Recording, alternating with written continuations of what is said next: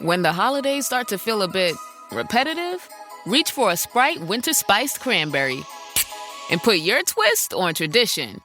A bold cranberry and winter spice flavor fusion, Sprite Winter Spiced Cranberry is a refreshing way to shake things up this sipping season. And only for a limited time. Sprite. Obey your thirst.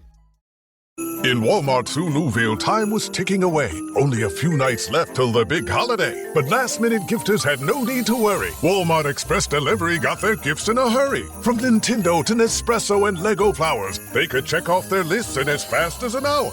All of Newville, East, West, South, and North could order gifts up until 5 p.m. on December 24th. So this holiday, just do as the Who's do. With gift delivery this fast, they all gasped. From Walmart, who knew? Subject to availability, terms and fees apply. Hey. It's not the solution. It's not it. Just saying. Just keep moving. Come on, bro. Just keep moving like regular. You've seen a lot of these dances come back cyclical.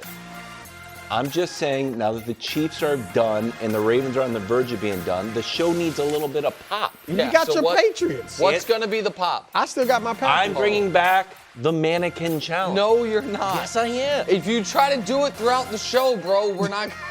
Don't do it, dude. You're not.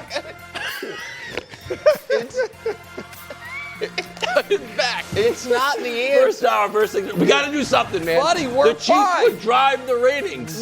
He's crying already, bro. He's Chiefs already drove the crying I got news for you, about his Rob. own jokes. It wasn't that funny. They were the most popular team. See how the NBA did post-Jordan. That was a courtesy laugh from me. Rodgers and the Steelers. A pity laugh. Are they for real? Are they ending the Ravens' playoff hopes? Meanwhile, Trevor Lawrence did have 6 touchdowns. Was that enough to put him onto Bru's ballot? I would hope so. A lot of touchdowns. 10 wins, I number mean, 2 pick in the draft in It's Aaron not Rodgers. the MVP of the last month, is it? Well, I don't know. Depends on what show you watch. A lot of folks have Josh Allen leading it now. Passer ratings need to be a little more north. You know what? You know what's about to get Can't be tossed in the into the 80s. bucket of stats I don't care about? Yeah, passer rating. I know you hate passer rating. What do ratings you about like to. nowadays? You know what? I'm not sure. I'm going to have to go further. Nothing. He doesn't I'm like any starting stats. to like total QBR, but we're not allowed to use it. No. Josh and Dusty have Dusty a hates prohibition QBR for on some it. The show reason. I must have go no on idea as why. Matthew Stafford still atop Mahomes Mountain. First Mahomes Mountain without Mahomes on it. Kind of a bummer. That stinks. You dodged a nice bullet, though. But let's not. I disagreed. I'd rather have Mahomes healthy That's true. and have And to at the drop bottom him. of the mountain. He wouldn't have been at the I agree bottom. with that. But yeah. Stafford's been at the top for 2 months now. He's Longest ever outside of Mahomes? Definitely. Not even close. Yeah. We're starting with Steelers-Dolphins. Aaron Rodgers goes 23 for 27, 2 touchdowns, sent Miami home and out of the playoffs. Rodgers feeling great post-game. Take a listen. There's some cast-offs if you look at our roster, which makes it really special. You know, Kenny Gainwell signed a next-to-nothing contract. Connor Hayward, an afterthought, had a touchdown run. Marquez been on a couple teams. Adam Thielen got cut. Samuel was on the street for a long time. So it says a lot about the character of the guys we brought in. Do you consider yourself one of those cast-offs too? No, I'm not a cast-off. What's he doing? Rodgers' last two games have been cooking. Completion percentage 85, second highest of his career. He's not a cast-off. Granted, he brought it all up and ran through all those other guys, and Aaron Glenn flew him out to fire him. But he's not a cast-off. That was an unbelievable sequence. Was he joking? No. No, he wasn't joking. And I think it's fair to say I have been more favorable and probably like Aaron Rodgers more than anyone else on the I'm show. coming around. Well, yeah, but certainly more I've than been- me historically, and Right. more than Wilds until recently, where he's coming around. As he Yeah, said. so I like Aaron Rodgers, but that was terrible. All the good things he tried to get out of that, hey, we got some cast-offs. It's great to see these guys win. You just threw it away with that last No, I'm not a cast He off. didn't- And he I was don't even- dead serious. He was insulted by the question. Yes. But he actually is a cast off at this point. Yes. To your point, I mean, the Jets cast him off. Yeah. He flew out to convince him, hey, I still got it.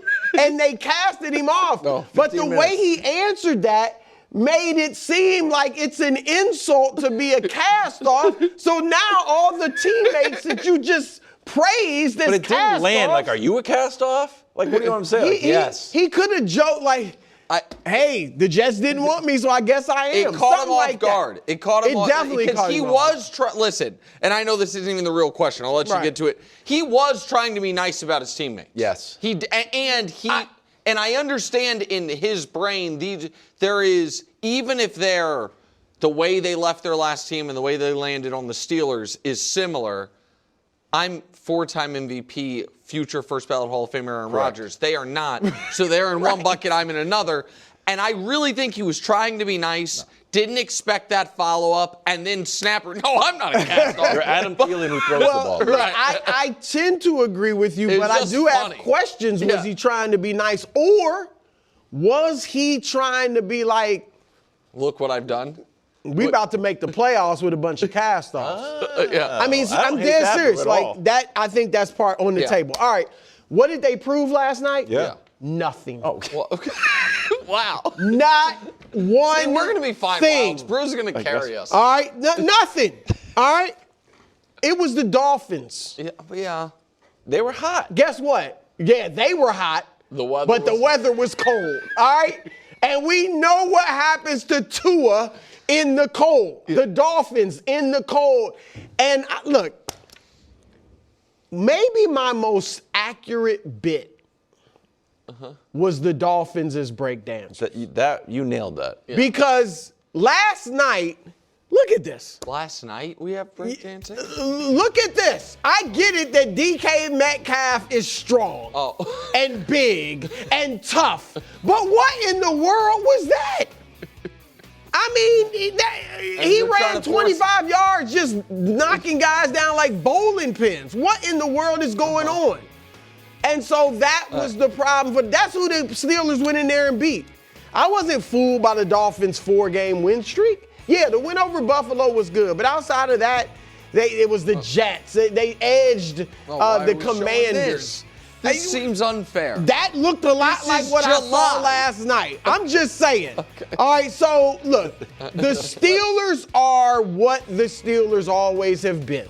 I mean, during this run where they make the playoffs and don't win a game in the playoffs. I don't think any differently of them than I thought of them a year ago with Russell Wilson and Justin Fields. Last year, they were a tough, solid team. They split with the Ravens in the regular season. I think the Ravens will beat them, in the last game of the season because they really need that game.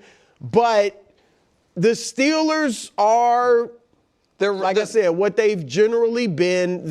Fortunately for them, the AFC the field is not what it usually is in the playoffs.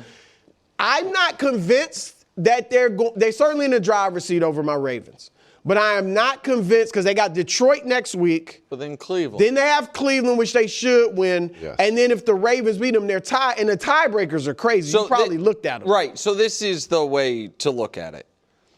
If the Ravens beat them, Brou, assuming I don't want to get into it too much. If they finish with the same record as the Ravens, but the Ravens have beat them this last week, the Ravens should get in. Really? Because of the head-to-head? It goes down to common opponent, opponents, which benefits Baltimore. Close, though. It's close. Right. But it'll be set. But again, that could flip if somehow the Steelers beat Detroit but lose to Cleveland. Then the divisional record, gives it to Baltimore. Yeah. But we assume the math you have going is that the Ravens lose, that the Steelers lose to Detroit, beat Cleveland, lose right. And the Ravens have their. I know it's not a Ravens. It kind of is. Thing. They got their work cut out for them. I feel good that they can beat the Patriots. Patriots are good. They could beat the Ravens. And then you got Green Bay. I get it. They're depleted without Micah, but still, that's going to be tough. Listen, there's a very real it's an uphill chance challenge. that the Week 18 game doesn't matter. Because what if Baltimore goes 0-2 against New England and Green Bay, Sure. then all Pittsburgh has to do is beat Cleveland. Oh, and that's and a if wrap. Pittsburgh wins both Detroit and Cleveland, and Baltimore goes 1-1, then it's a wrap. Right. So like that is it. There is a real possibility that Week 18 doesn't matter. If it does, then obviously it'll be the final game of. It'll be Sunday Night Football in Week 18, and in that circumstance, I would give Baltimore a chance. To answer this question about Pittsburgh, I mostly agree with Brou in this regard. The Steelers proved they are once again about the 15th best team in a 32-team league. I look at the entire NFC playoff field plus Detroit as better than them, and the entire AFC playoff field right now better than them, which puts them at 15. And I thought Rodgers was exceptional against Baltimore. I thought his numbers were good last night, but it was, that to me was more about the opponent than Rodgers against Baltimore was chucking it deep for the first time in months. Yesterday was back to what we'd been seeing, which was dink and dunk stuff. But I'm just not going to be suckered in. We are 2 weeks removed from him being like, my teammates need to show up to film studies and run the right routes. Nobody's been cooking since then. I think he's had a good season. Not a great season. I think this is a good season. Like, I can't. And it's a fine swan song. They're going to be above 500, I would imagine. They'll win at least one more. I do think they're going to get into the playoffs. I think that they are right now playing better than Baltimore, and Baltimore's schedule is so much tougher than theirs that I just think they're going to be in a position where they have margin of error that Baltimore doesn't have. But I just don't. The only team that's going to be in the AFC playoff field that I would give them a shot against to break this streak is the Chargers. Because I think the Chargers right now, the Chargers, they could get the Chargers. They also could get the Bills. Right. And if they get the Bills, I think they will get annihilated in round one. I think the Texans right now would give them huge problems in round one. And so I think they proved to me, Wilds, they are the class of the AFC North, which is actually more of an indictment on, to me, Baltimore than it is a testament to Pittsburgh. Let's look at the other side of the ball. Miami eliminated from the playoffs for the second straight year. After going to the playoffs in the first 2 years of the Tua-Mike McDaniel relationship, Tua took 4 sacks, threw 1 wounded duck interception here. That one didn't look good at all. Here's Mike McDaniel Well, what today. was it, 17 degrees? You can't blame him. Well, I think the quarterback play last night was not good enough, and so for me, everything's on the table. And who would you consider going to if you make a change? Well, I think that we're in the process of game planning for the Cincinnati Bengals. So in that process, we're trying to determine who will give us the best chance to win. I don't know if Zach Wilson has a theme song, but if he did, it should be queued up. No playoff wins, longest active season droughts. Wow. The Dolphins are there in a quarter of a century, then Hubs' Raiders. Angels play baseball. Are we giving the Angels credit if they just win one game of a series, Josh, and that hasn't happened? Yeah. Wow. Jets, Sabres, and the Bears, but no, Sabres and Bears. Think of the players that Can I just make can I say something real quick? Sure. Leave that graphic up there. This show has existed for 8 years and 3 months.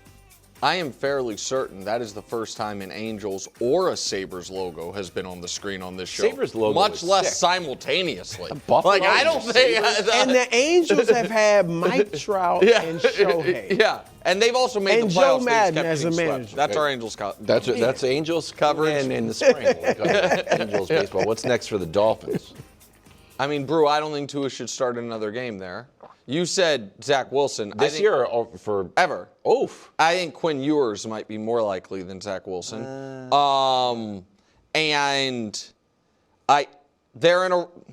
Signing him to that contract was asinine from the moment it happened. That is not second guessing. That is first guessing. I don't have to relitigate it. Trading him is going to be, I think, impossible if you don't attach. You give up a draft pick with him. Eek. And releasing him talking about blowing away the Russell Wilson dead cap number. So you're in a brutal spot. Would it blow it up? Because he's owed 54 next. It's 99 million next. dead. Okay. So if they and Wilson was 85. Yeah. So and Wilson's was the biggest. Prior to Wilson, the record was like 40. And then Russell, it was 80 or 80, whatever it was. This is 99. Can I kick that around just real Yeah. quick? When we talked about how much of an albatross the Russ's contract was going to be on the Broncos, we thought this is going to, submarine them and put them in cap heck for a long time. And then they were in the playoffs, and now they're number one seed. They dealt with it. Are there financial moves the Dolphins could do where it doesn't really? Well, he hit it on Bo Nix. Yeah, I mean, I think what helped the Broncos was they didn't have a bunch of other expensive players, and their young players hit. Benito was on a rookie deal as a superstar. They drafted a rookie quarterback who, played well enough to get to the playoffs, is playing better this year. Sean Payton did a really good job. Miami has spent a lot of money already. Yep. They have expensive roster. It would be, listen, the cap stuff is going to be a problem for the next GM no matter what. I say the next GM because they've already fired the GM. Yep. But you cannot win in professional football playing quarterback the way Tua currently plays it. Now, we can have a lot of discussions about did he change fundamentally post-concussions and that stylistically and because of that. But because you used to be able to win to a level the way he played. I watched last night, and I've watched this year, and there's a lot of throw and pray and a lot of what I consider just non-competitive quarterbacking. And I just don't think he's a starter in this league at this point, Brou. Well, first, let me get to the coach, Mike McDaniel, who earlier in the season it seemed like he was going to be gone. Yeah. First, we all agree, and I think most football people agree, he is a good offensive mind, beyond a good offensive mind. I think he knows the offensive side of the ball very well. And I got to be honest, like people tease, they think he's nerdy, whatever. I think his players play for him. Like they could have mailed it in when they were 1-6 and everybody was talking about he's out of here and he's going to get fired. They have played hard for him. They won, 5 of their last 7. So they seem to like him. So I'm not sure I get rid of McDaniel. Tua, you talked about all the financial problems with releasing him, which might be their only thing. And you're right. Like last year, I think Tua was 6-5. This year, he's 6-8. But for the most part, I have felt like he's clearly not an upper echelon quarterback that's going to lead you to contention for a Super Bowl. But I have been for the most part convinced that he's a starter. He's a decent starter. Like he's not your answer if you want to try to win the Super Bowl, but his career record, he's 58%, 44-32 as a starter. Without him, they're 9-13. So, I mean, now the last 2 years you brought up, has he changed his approach? Maybe, because the last 2 years that hasn't been the case. But he has been a difference maker for them. I also think we got to look at that franchise. You just showed it. 25 years without winning a playoff? They haven't had unless I'm missing somebody, a legitimate quarterback since Dan Marino.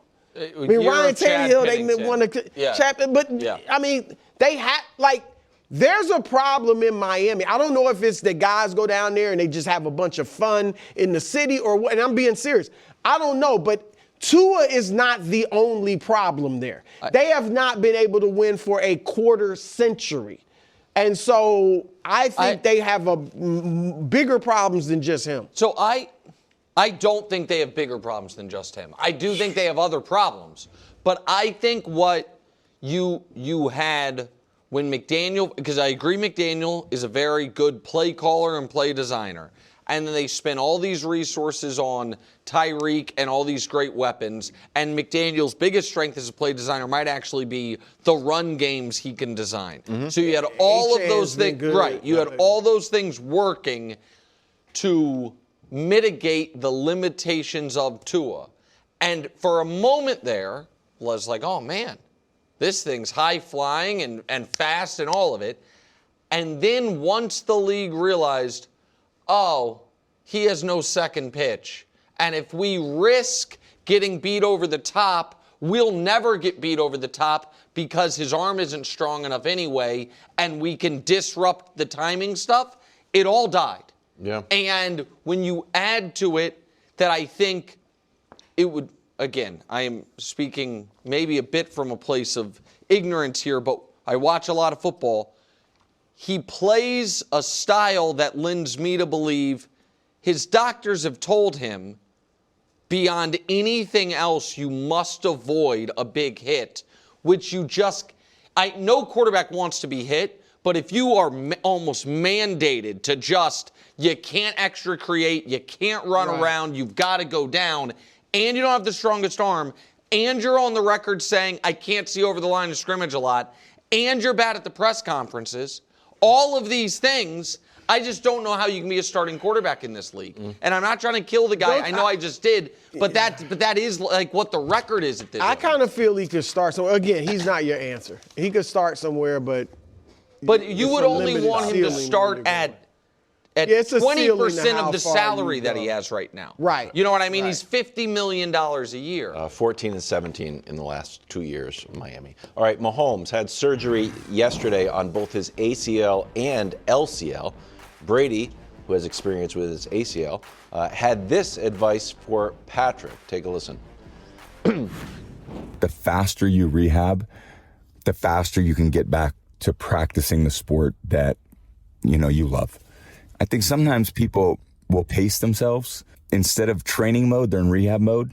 I think you got to get through rehab mode as fast as possible, and then you get back to training mode. But that requires an all-out commitment, and it's the same commitment that the great professional athletes make to be great at their profession. When you go through the rehab process, you need that same level of focus and determination.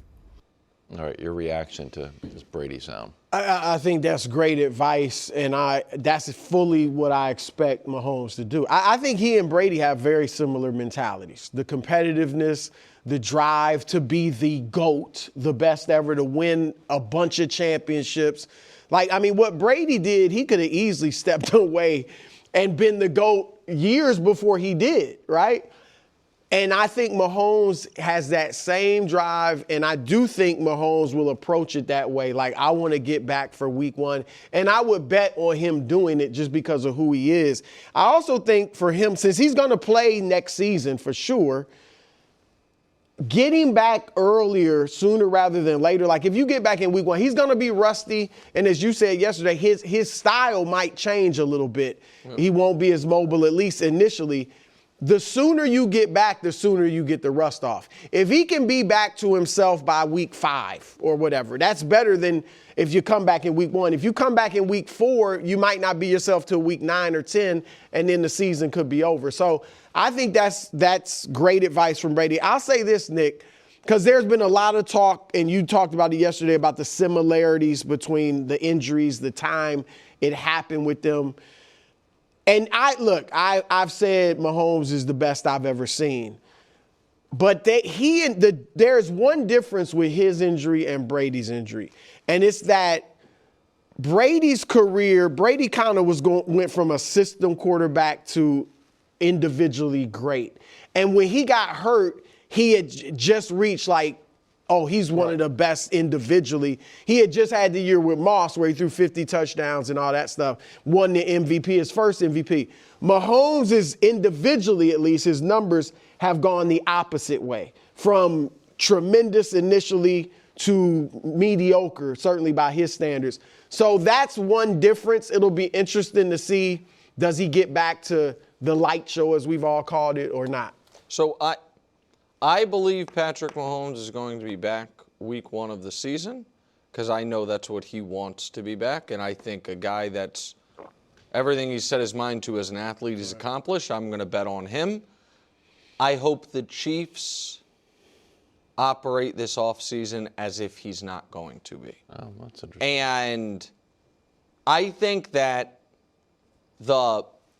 there are things they need to do across platform, if you will, within the team to address what would have been the first failure of the Mahomes era, even if he hadn't gotten hurt. Right. So you know what I mean? The pass rush is one thing I've talked about. That is totally, You would want to work on that, whether they snuck into the playoffs or not, whether they, went on a run, whether they went 6-11. That's separate. Whether or not the offensive scheme post-Bieniemy has gotten stale, I think that they would want to look at that no matter whether Patrick had been hurt or not. Like when you're talking about Mike McDaniel, the offensive designer, You're saying if he's fired? If he's, as an offensive coordinator, like Mike McDaniel, if he gets fired, his next job, I think, will be offensive coordinator, not head coach.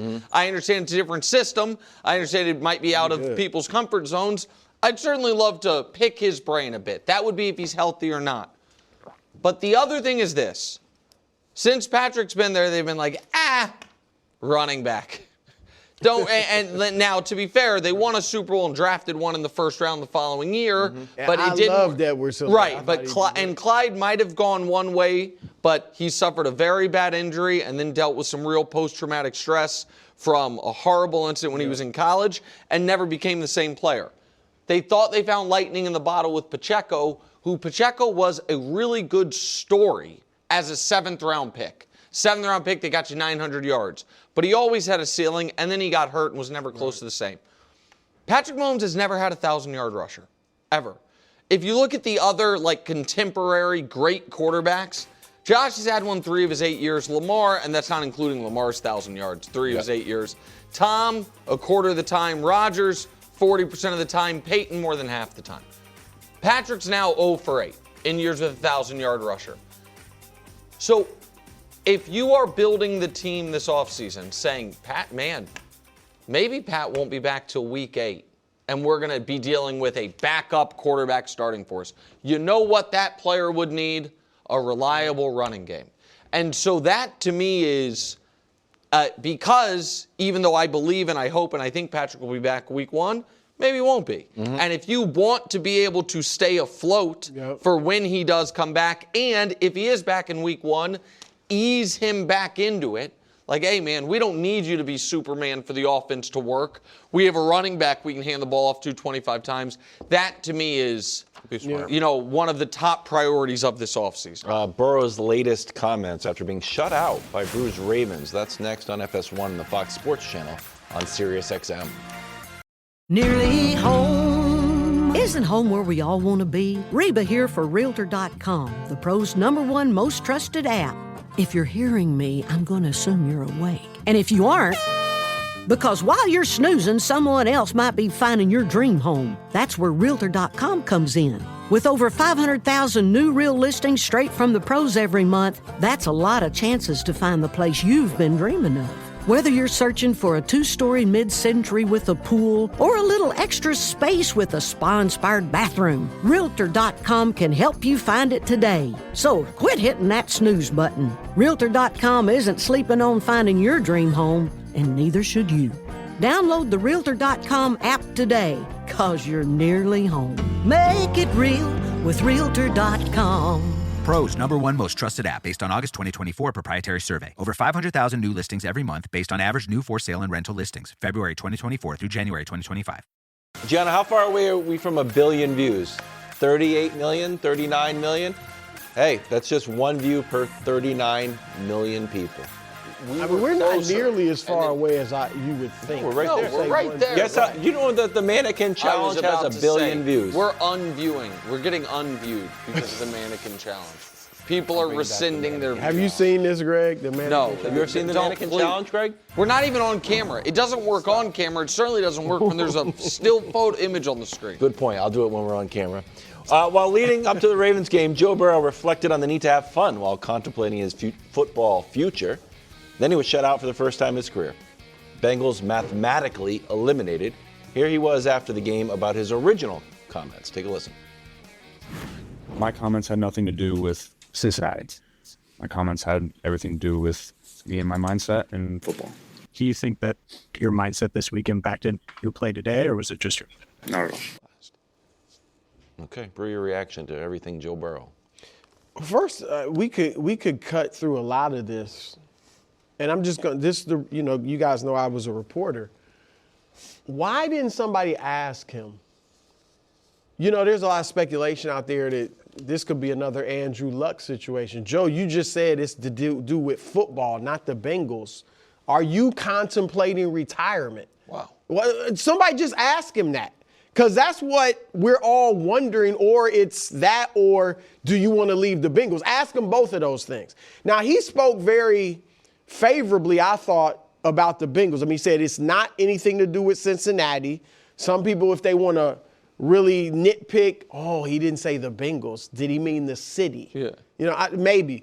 But he also said he trusts the front office to make the right moves. He said, you know, which of course you're going to say, I believe in all the guys in the locker room. But he said all that. Mm-hmm.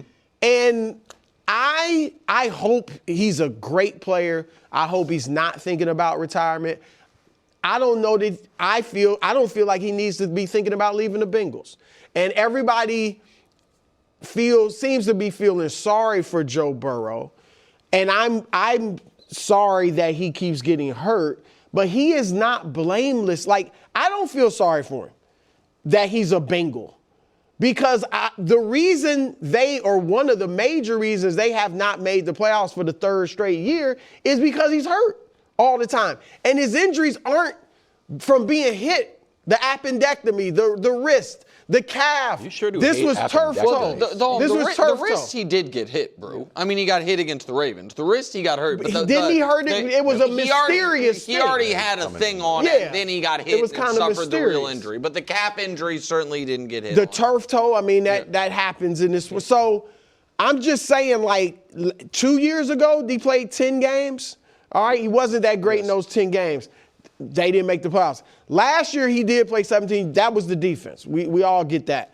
This year, he's played 5 games. I think if he were healthy the 17 games, I think they would probably be, when you look at the way the AFC North is panned out, they'd probably be the best team in the division. Defense, and then going into the playoffs, even with that defense, going into the playoffs with no Chiefs, I think they'd be live to get to the Super Bowl. So I just think some of it's on Burrow, and it shouldn't be this pity party. Oh, poor Joe, he's in Cincinnati, because it's not. He's got some blame too.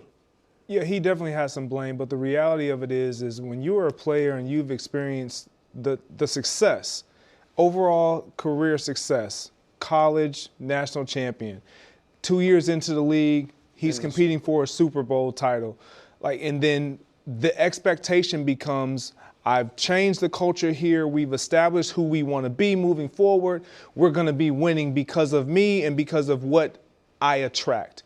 That hasn't happened. And then you start to add on all these injuries. That takes a mental toll and task. It weighs on you. And naturally, Wild, you coach flag football as well. One of the questions that I ask my kids before every single season is, what does winning look like to you? What does it feel like? What is it? Every answer consists of, if not solely, winning. Or, I'm sorry, what does having fun look like to you? Winning. Yeah. Like, the fact that he's not winning, it's winning. I don't think people understand this until you kind of put it into your own world. Like, it's the antidote. It's the medicine that literally allows you to cope with whatever's going on. If they were winning right now, of course, he wouldn't be sitting in with this disposition of disgust. And I'm like, but because of all the injuries, because of the lack of winning, it weighs on you and it causes you to contemplate things that you otherwise wouldn't do. I retired because I was in Miami and was no longer winning. And it didn't have everything to do with the fact that I was in Miami and it was whatever it was, but I had experience being in Green Bay, having success every year in and year out, going to Minnesota, not winning, going to Miami, not winning. And then it was like at some point I lost the love for what it was I was doing it for, and it weighs on you. So I understand where he's coming from. And yes, it has everything to do with all of the above, because a reporter did ask him, is it personal? Is it football related? And he's like, all of the above. Yeah, I want to, and this is a compliment to Joe Burrow, I promise. I don't believe him. I don't think it has nothing to do with Cincinnati. Maybe it has nothing to do with Brou alluded to, the city. I think it has to do, I think it is your point that after playing for a national championship, then being injured, then immediately playing for a Super Bowl and then a conference championship, he's been in the wilderness for 3 years. Mm-hmm. It has to do with the lack of playing in big-time games and I think deep down in being like, and why is next year going to be different? Like, Trey's going to be gone. The offensive line, they haven't built it yet since I've been here. The defense was good 1 year. And here's the other thing. Joe Burrow is a big-time face of the league superstar guy. He is around enough other businesses, enough other teams, enough other organizations to know what a good organization is. Correct. And when you signal to the world, man, I am contemplating my football mortality, and your organization meets that moment by forgetting to hire someone to clean off the seats that weekend's game, that's an embarrassment. Bengals defend leaving snow across stadium seats, potentially violating NFL policy. Show me the Paul Daner tweet. Poor Grinch. The Grinch was the victim there? Or? Hey, thanks for digging out of the snow in single-degree temps and coming to this game. Your seat is covered in snow and ice. Have a blessed day. And the Bengals release a statement like, we shoveled the walkways and there's ushers to help you with your seat. Grow up and be a real franchise. And if you ran a business and your most valuable employee is having some form of existential crisis, which is what Joe had last week, you would make sure, like, hey, let's make sure his favorite coffee's in the break room this week. Yeah. Let's make sure we don't have any wildly embarrassing things happen. And the Bengals couldn't do it. So if he's not mad at Cincinnati, he should be. And so I do think it has to do with the fact, I understand, Brou, your point, like, if he were healthy, some of this is solved. But if he were healthy, they're still not championship caliber for a bunch of different reasons. I have an announcement to make. Miami is looking for a new GM. I would like to throw my hat in the ring. For Miami? For Miami. Okay. And they're like, we'd hate to leave. You don't have any experience. I'm like, I am running on a one platform concept. Everything possible, I'm going to call Cincinnati and try to get Joe Burrow here. I feel like every GM who doesn't have a quarterback as good as Joe Burrow needs to put together some sort of Godfather offer, present it to Burrow's agent first to let him know that's coming, and the Bengals GM. Is that doable? You're our cap expert. Oh no, you can trade. It's doable. Andy has a no trade in that, so he could kind of dictate where he wanted to go. What might not be doable is Paul Brown. Is it Paul Brown? Mike Brown. Mike Brown. Pardon me. Might be like, I'm not trading you. You can go retire like Carson Palmer did. I don't care. This feels very similar to Giannis. Man, like if this was the NBA, this guy wants out. You don't have the press conference he had, then have the worst game of your season and have it be coincidental. That was why do you? And I hear you guys, and it's fair. But why do you think just totally eliminate the possibility of he's just getting tired of football? Because he could have because of the injuries, the hits, all that. So here's I guess my snap reaction. Nobody would have batted an eye if he didn't come back this year. Exactly. Most people thought he wasn't going to come back. They were mostly eliminated. But that's the thing. It was just 2-3 weeks ago he thought they had a shot. Right. Now, 1 or 2 weeks, and you're just totally deflated? Yeah, I honestly think that's it. I mean, they were what, 3-8? They were. Bro, it's a different mentality when you're not completely in. When you're fighting to get back on the field, you are consumed with your rehab, getting back. Yes, you understand what's going on as far as wins and losses, but you are believing like maybe if I get back, the tide will turn. And we're looking at what's going on in that division. We got a shot. The moment he gets back, Jamar Chase doesn't get to play in that game. The game before, he doesn't play, which they could have possibly won that game. He gets back, and things just don't work out the way that that he was hoping for. Like I think if it was just he's football, mentally checking most out. People thought turf toe was going to put him out for the year, and then when they were 3-8, I think some people were like, even if you can come back, why are you coming back? And I think the answer was because he missed football. I think he really does love football. I think he hates playing for nothing. You don't come back if you don't love the game. That's what I think. Dustin, I know you're from right, Cincinnati. I'm not trying to. Cincinnati's a great town. I hope you're right because I don't want to see him retire. Yeah. All right, we're going to do a quick Jalen Hurts update. Jalen Hurts and the Eagles looked great against the hapless Raiders, who lost their second game of the season by a score of 31-0. First was to the Chiefs. Their latest was to Jalen, who threw 3 touchdowns on Sunday. Here he is talking about people watching how he handles adversity. Take a listen. Everybody's watching. It just comes with it. And it hasn't changed. I think everybody needs to remember where I come from and how I'm built. So I just want to lead in the right way, set the right example. Done the same thing since I went to the University of Alabama and, everything that's been in front of me, so it's no different now. Do you believe the Eagles' issues are behind them, or is it just nice to play the Raiders? Look, it was what I wanted to see, right? Blow them out. They're a terrible team. Knicks Raiders are horrible. They're horrible. They stink. 31-0. So they did what they were supposed to do, and everything looked good. The run game was okay. Jalen looked great. AJ got his touchdown. Devontae looked good. But, of course, it was the Raiders, so we're not sure. Let's see what they do. You don't have to beat the Commanders 31-0, but another impressive performance against them would be fine. The bottom line is Jalen Hurts is right. Like, this dude, nothing's going to faze him. I don't care if all his receivers are mouthing off saying he's not good. I mean, this dude got benched at Alabama, goes to Oklahoma, makes it work. Second-round pick. Nobody thinks he's a starter in this league. Gets to 2 Super Bowls. Outplays the best player in the league, Mahomes. Like, he is not going to be fazed by anything, and I think that's a positive for the Eagles. Now, I have not picked them to get to the Super Bowl this year. I didn't at the beginning of the season. But they are alive. Like, there's no world beater in the whole league. Forget just the AFC, the league. You can't tell me they can't play with the Rams. They beat the Rams already. And I get it was early in the season, but still, they beat the Rams. They can't play with Seattle. They can't play with San Francisco. Sure. I mean, Green Bay, now that they're diminished, like, they can beat anybody. Whether they do or not remains to be seen. But they are right there with anybody else in the league.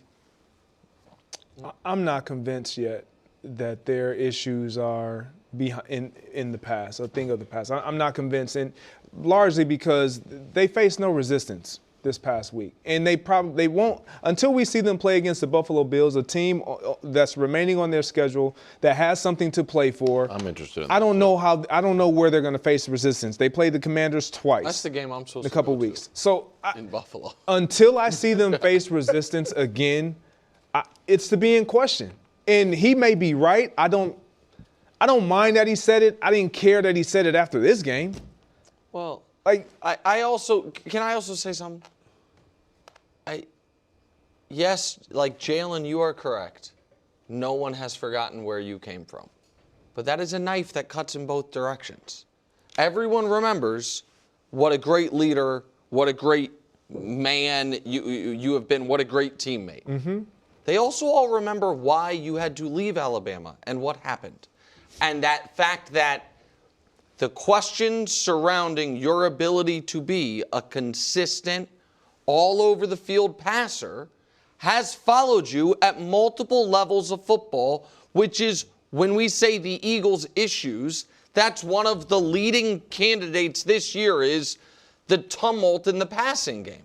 And so him invoking that, it to me was really interesting because, yes, and I remember being on this show saying when he didn't transfer from Alabama, how courageous is an awkward word to use, but how courageous I thought it was and how mature I thought it was and what a great teammate he was, all those things.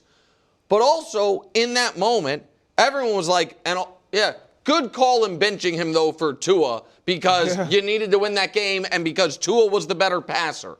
And when he went in the second round, nobody batted an eye, despite his great year at Oklahoma, because people were like, questions about him as a passer. So the Eagles' issues to me are, I know they seem like it's about emotion and a funk and all of these things.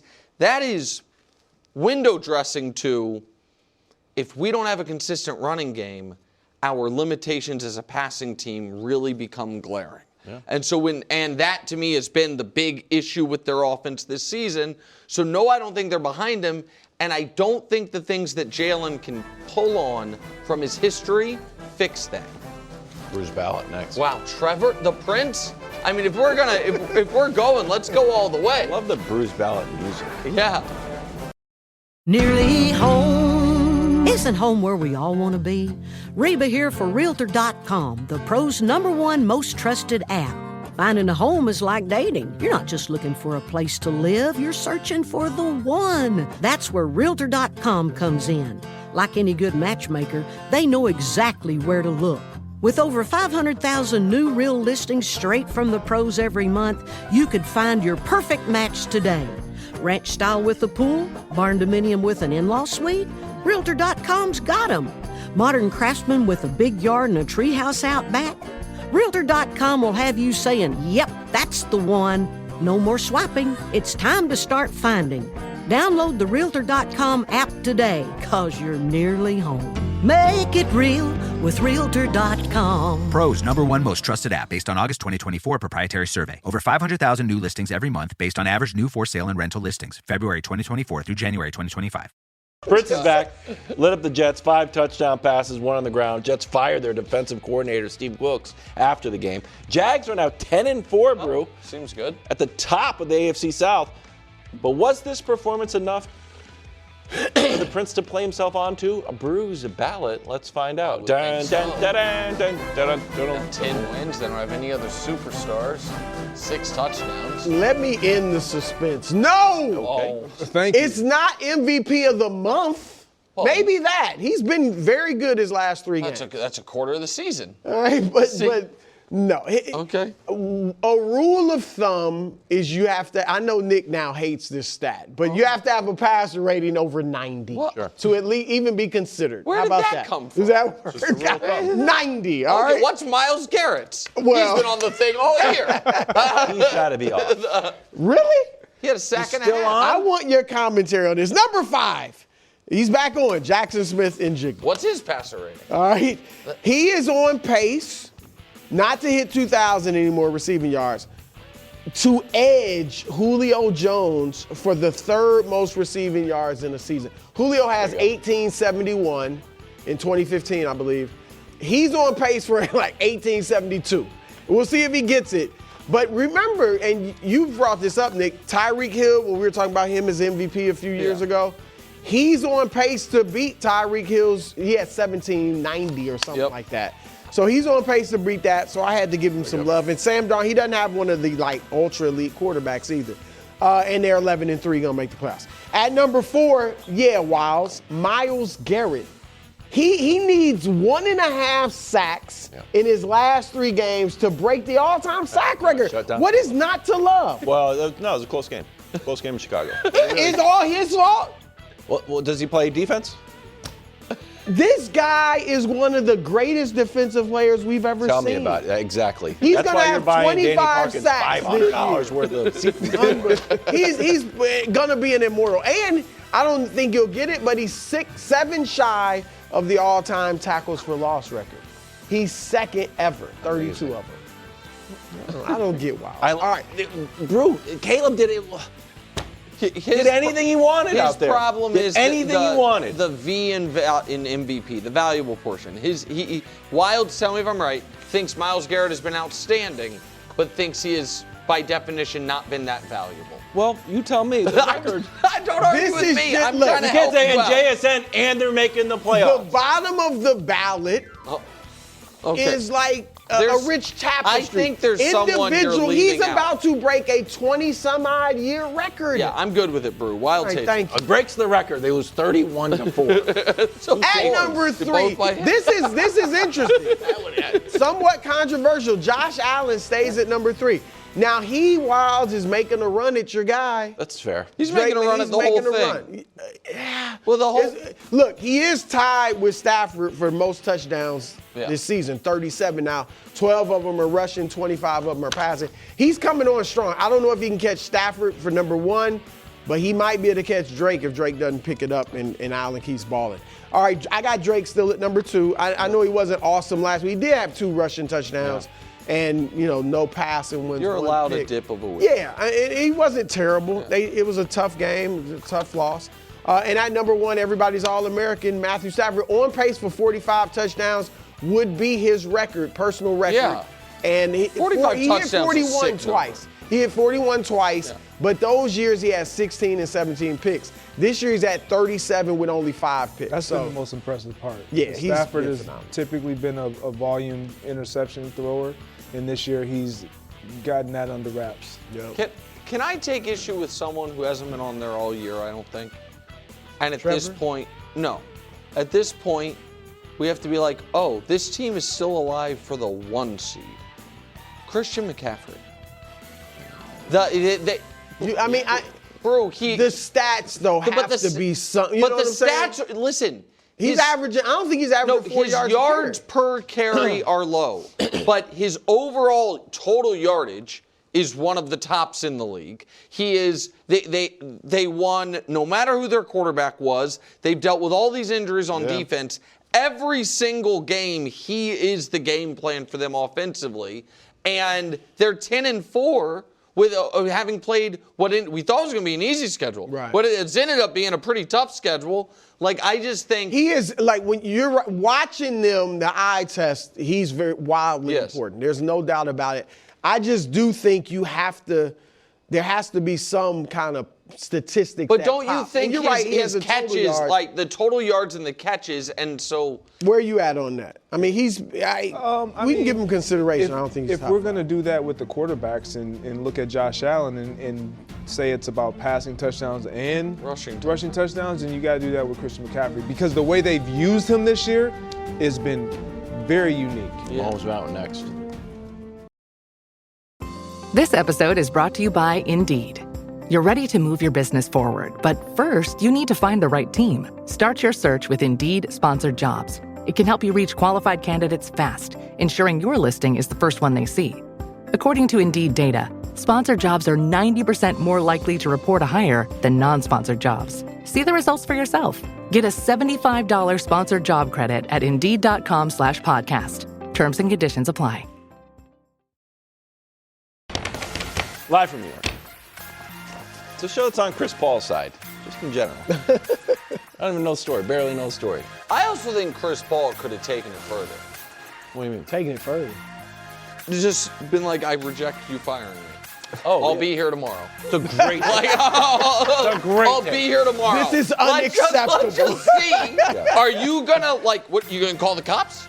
You're gonna call security? I'm showing up. You know what?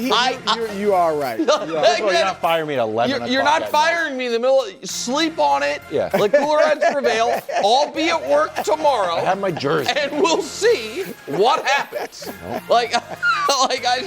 It would have went public and everybody would have been on Chris' side. And Chris would have been like, I'm sorry. I thought they were joking. I'm Chris Paul. You're firing me. And we're one of the worst teams in basketball. You're firing me, and my crime is saying we should be better. Give me a break. That's a great take.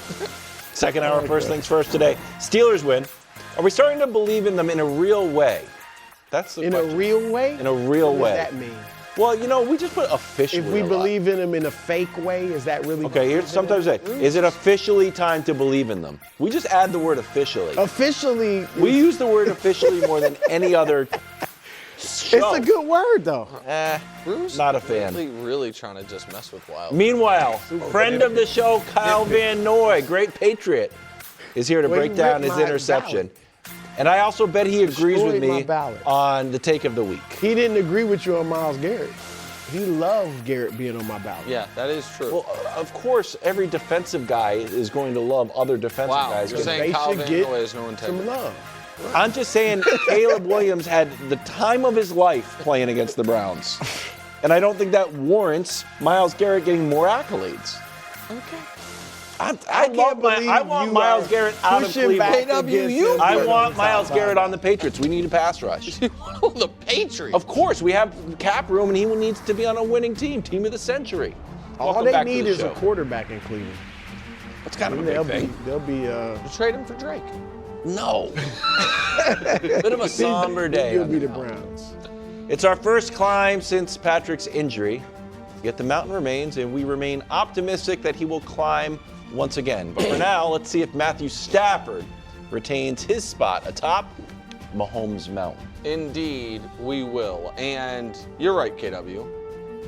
Patrick went a couple years without being anywhere but atop Mahomes Mountain. Really?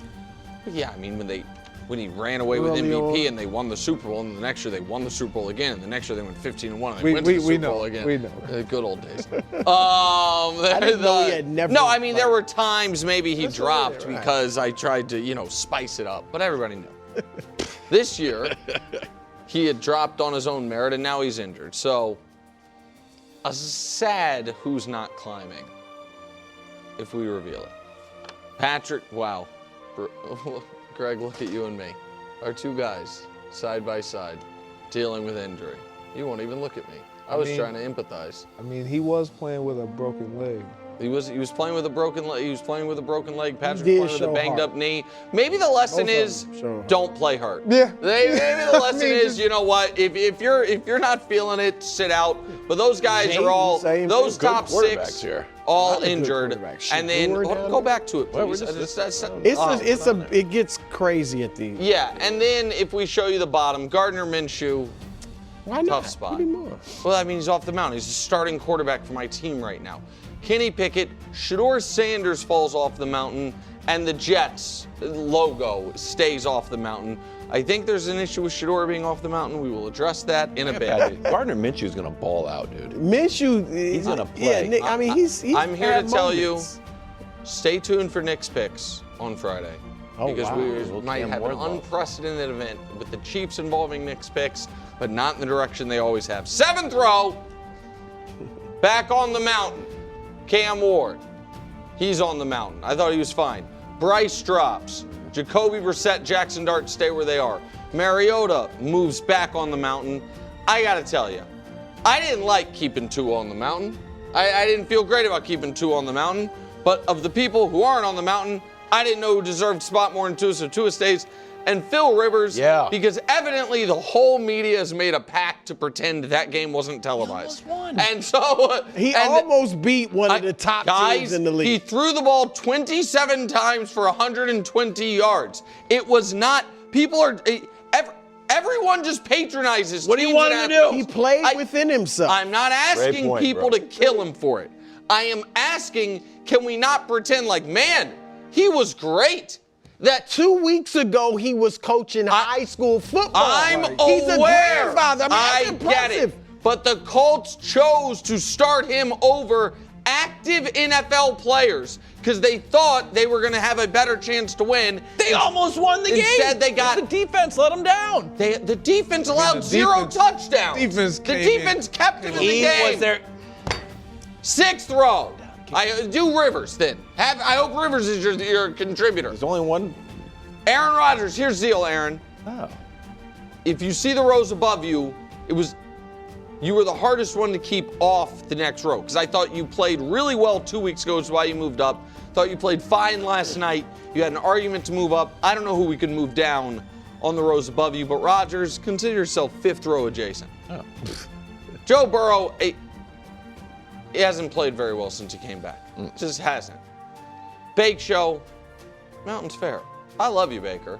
It's been 6 weeks of poor football. It is what it is. It's odd what's happened to Baker. Yeah, I think he's going to bounce back, get ready for the playoffs. You know, he's always been a playoff performer, but he's got to get better. Tyler Shuck played well in a huge. Tyler Shuck's performance really helped out Baker. They're next to each other. J.J. McCarthy with the best game of his career. And Kirk Cousins. Listen, nobody has ever questioned Kirk Cousins' ability to get paid. And as he is pending release this summer, he might have put just enough on film to get one more.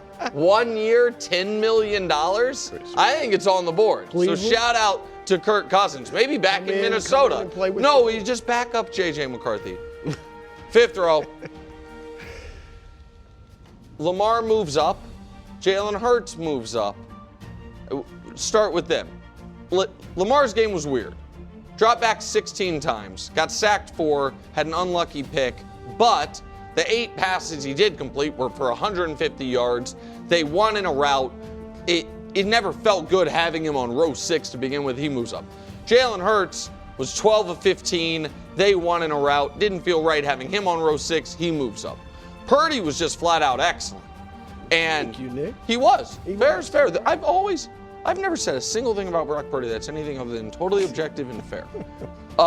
He moves up. Jared Goff. Listen, you could argue flip-flop Rodgers and Goff because Goff's team lost, but Goff's played really well. Like even in the loss, he was good. Right, he was really good in that game. So I didn't feel like I should move him down, or I felt like I should move him up. And Darnold, their inability to score in the red zone and have to kick all those field goals, I didn't think this was one of his better games. He drops just a bit. Row 4. Watch out now for C.J. Stroud. Are we finally moving past the long, long tail of the lecture that led to the losing? Maybe. He's playing his best football over the last month, and that team looks super dangerous. Caleb Williams coming off the best game of his career, the best throw of his career. Best game of his career might be too much, but given the context and given what they're playing for, Bo Nix definitively, it's the best game of his career. And I understand that Danny is going to be mad at me about this in an hour. I did not think Justin Herbert was awesome this weekend. He wasn't. They had one good drive at the end of the first half. He had one bad pick. He was fine. That was about the Chargers defense, and given the other players that needed to move up, Herbert drops just a bit. But shout out to the young guys in Stroud, Caleb, and Nix for all seemingly peaking at the right time. What's up? I'm not even making a joke. Yeah. This is the highest Caleb's been since college, right? Or was he high? I mean, he might have started his career this high, but it's the highest he's been since we've had NFL film of him for sure. That's good. That's what it is. And some would say, "Wow, Nick, you had the foresight to put him up here in college. You got there." Row 3. Speaking of foresight, so Dak and J-Lo, let's stay there. You could argue that Dak's, should be dropped because of his play this week, but I don't want to be too reactionary because over the course of the season, he's been better than everyone on the row beneath him. And so to me, it was enough. Similar with Jordan Love, who didn't have a great week this week, but he's been better over the course of the year.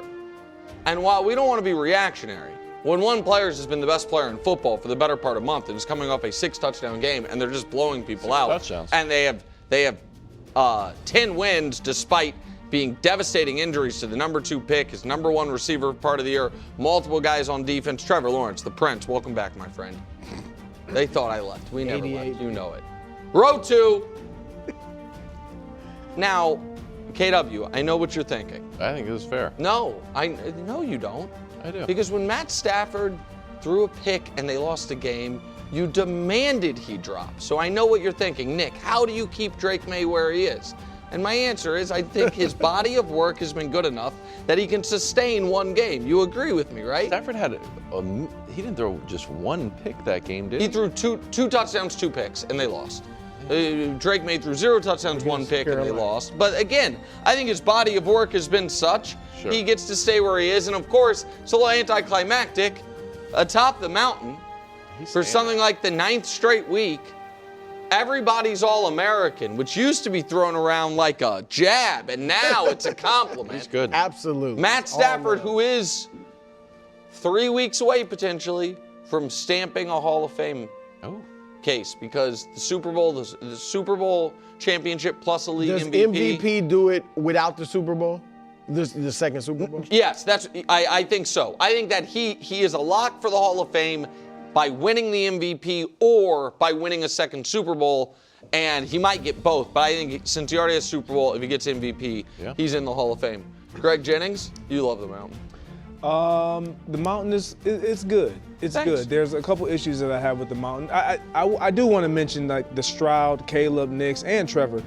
Those 4 individuals I thought this past week played great. Like some of the best football we've seen them play in a long time.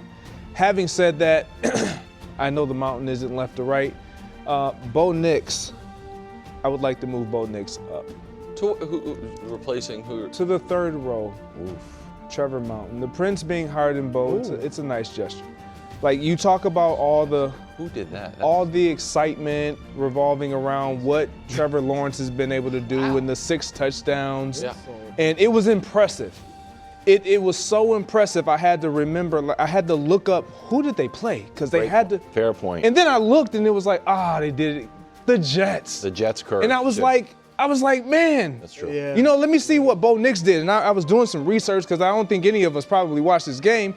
And he played the Packers. Really? And he threw. The game? Yeah, he couldn't have. At least not the guy who's in charge of the mountain, because the last month of football has been outstanding for Bo. Mm-hmm. Obviously, it's been outstanding for Trevor. But if we look at their totality of the year. Yeah. What do you mean?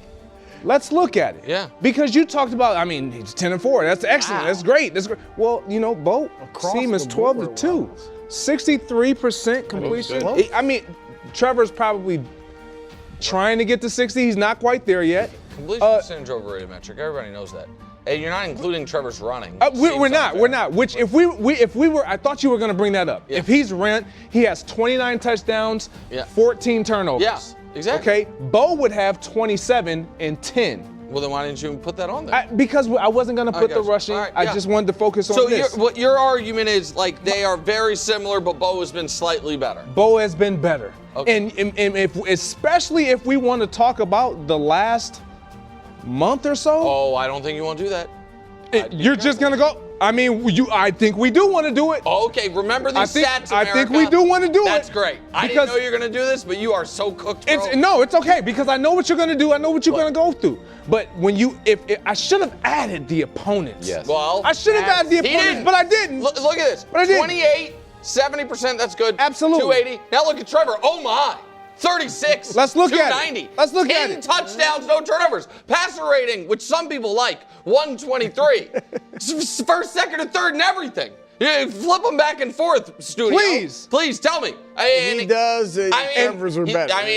Until you identify who they played in those games. Yes, you're right. Hold on. You guys played Washington, who was the week before this? The Chiefs before that. That wasn't the last 3 games. The last 4 games. But this is last 3.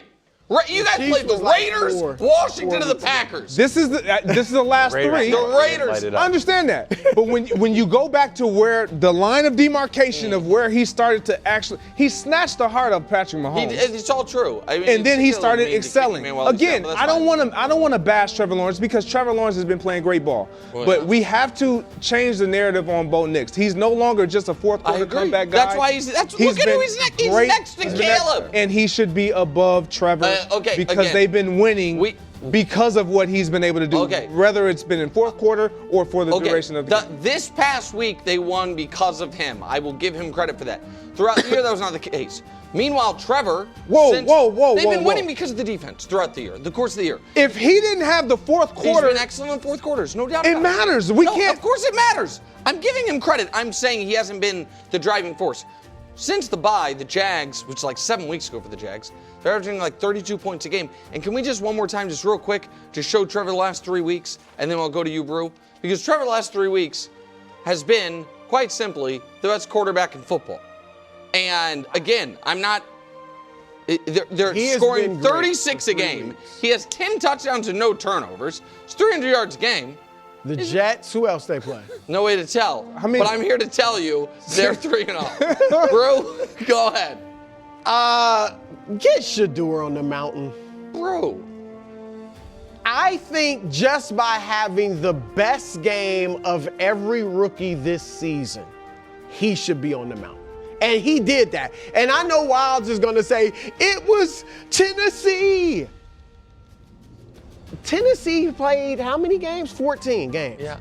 That means they faced 10 other quarterbacks or whatever. Yeah. None of them, Greg, threw for 300 yards, except Shedeur Sanders in his third start and that got him in on the NFL. Mountain. And then he played another And it game. should keep him on the mountain. I get it. Look, Cam, who hasn't been great, has had the benefit of an entire offense being geared toward him. All right? Jackson Dart, similar. All the rookies basically have had the offense built around him. Not so for Shedeur. So I just think that should keep him on the mountain. All right, because he's had to step in there. He's had a lot of things against him. He's got the worst receiving core in the league. He's got one of the worst. Well, according to PFF, Pro Football Focus, which, they do that. They got him as the worst receiving core in the league. We saw Jerry Jeudy, Greg, have the ball right here. Yes. And the dude just took it from him. It was a touchdown. One of his 3 interceptions. Shedeur is also, would you admit, a very nice deep ball thrower. Yeah. Certainly among the rookies, I'd have to put him up there. Yes, but the problem is, the best I can tell, that right now that's the only thing he does really well. I think Brou, I think he had he had one great game. He has also had two great game. really, really tough games. And I'm not a porous offensive I'm not line. Again, it's not like Cam Ward and Jackson Dart are dealing with all pros all around them. Tyler Shuck in New Orleans not dealing with speaking of Tyler Shuck, you have more? I got a bonus take. Okay. Can we move Bryce Young up for either Shuck or J.J. McCarthy?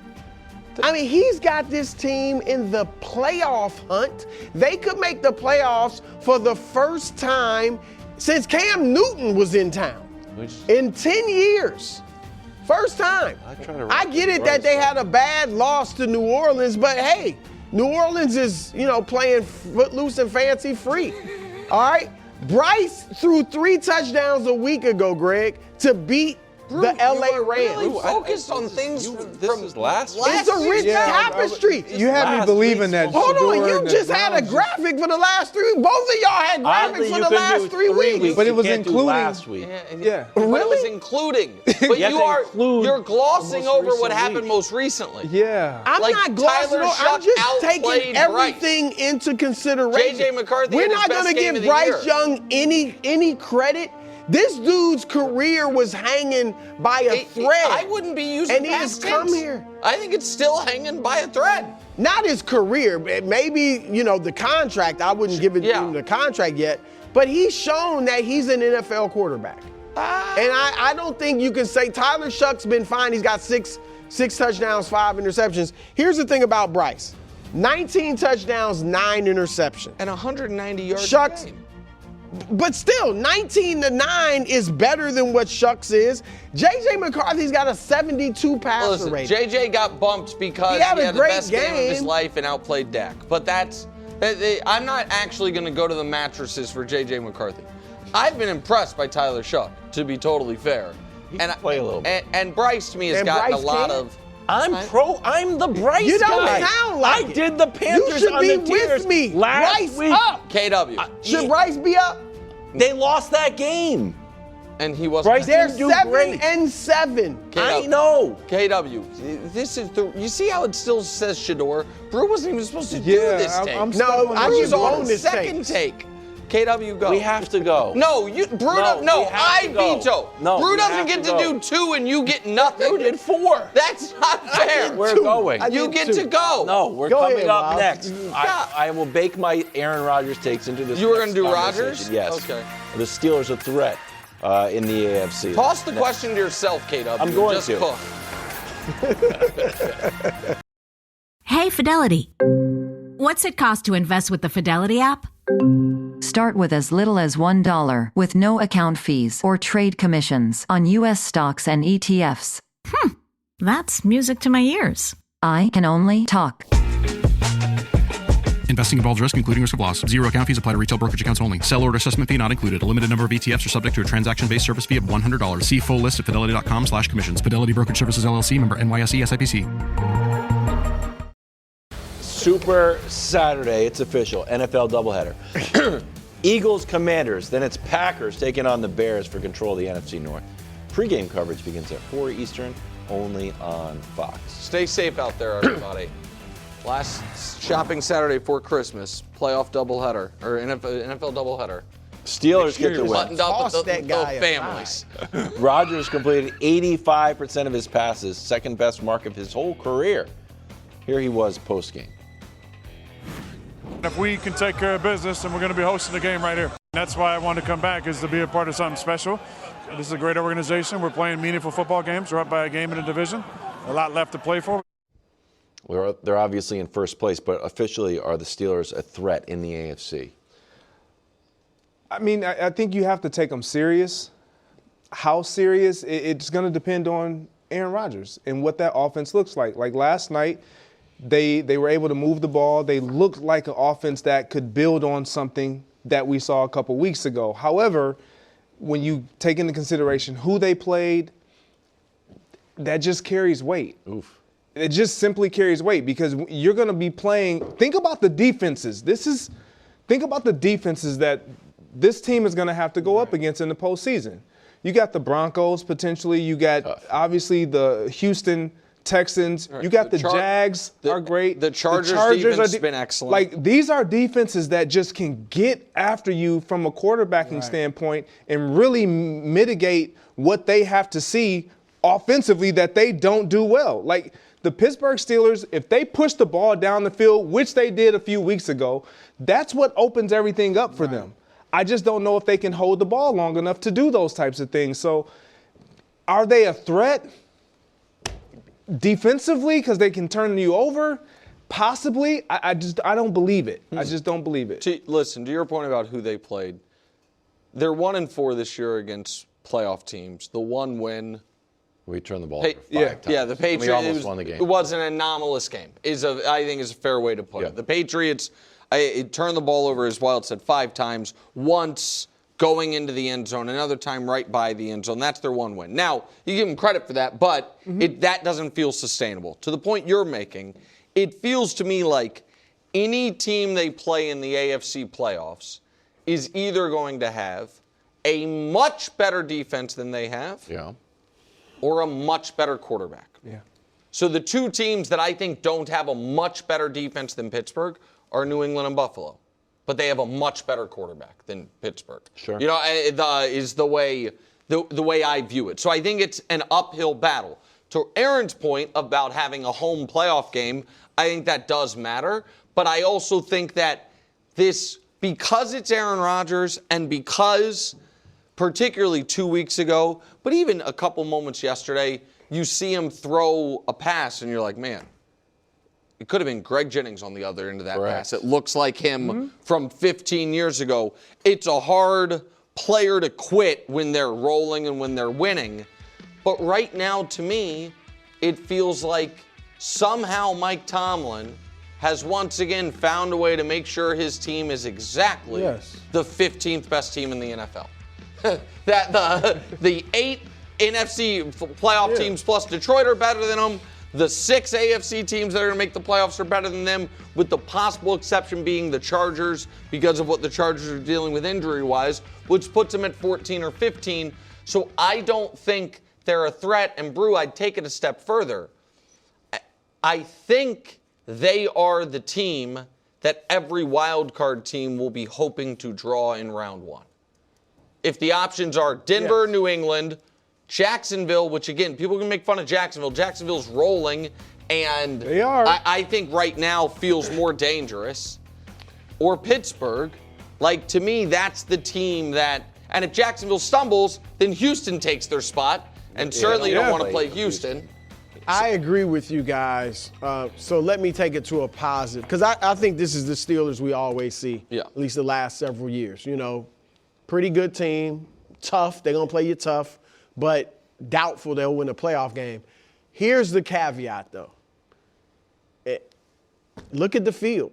This is not a field like last season when you had Baltimore and you had Kansas City and you had Buffalo.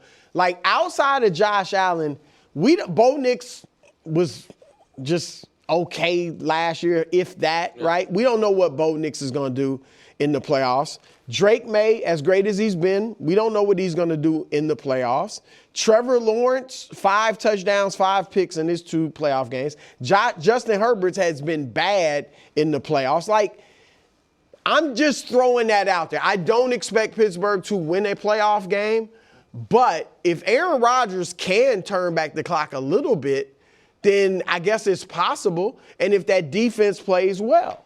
And so I just think this field really makes it interesting where maybe this could be a year where the Steelers get one playoff win. Add a little context to that defense, because I think the narrative around Rodgers was similar to the Jets' narrative around Rodgers.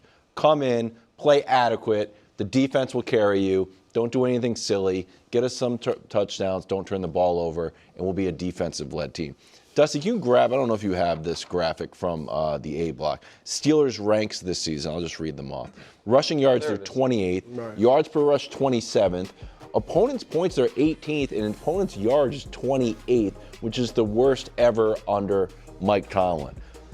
Rodgers has been doing more than his fair share here, or at least the narrative changed that he was just going to have to come in and sort of, you know. Well, yeah, his numbers are actually pretty close to what they were last year. And listen, and they did it last night without TJ, and we don't know when he's going to be back because he got, a punctured lung through dry needling, which is something we all had to learn about over the last week. Let me ask you this, KW, and paint us, if you would, because right now, I understand right now the Chargers are the 5 seed. I think most projections have the Bills climbing to that. And you have been notable in that there are ways to beat the Bills. Yes. Paint the scenario to a Bills-Steelers playoff game in Pittsburgh that the Steelers get the upper hand in. I'm asking you something. If they run the ball and gash the Bills, and then they get they don't have a great run and game. James Cook, but then James Cook can just gash them. So that's not the matchup that they would want, in your opinion. No. Bills would be, to me, that'd be their worst matchup. I think that the only way my opinion drastically changes about the Steelers is, and this is going to sound like the easiest take ever, but there's real logic behind it, is if they keep winning, and that's not because, they winning, they're better. I think that you have to have a feeling great about everything involved Aaron Rodgers to have a chance. And if they get in just because, like if they get blasted by Detroit, but then beat Cleveland, but Baltimore has lost to New England and Green Bay, they'll be in.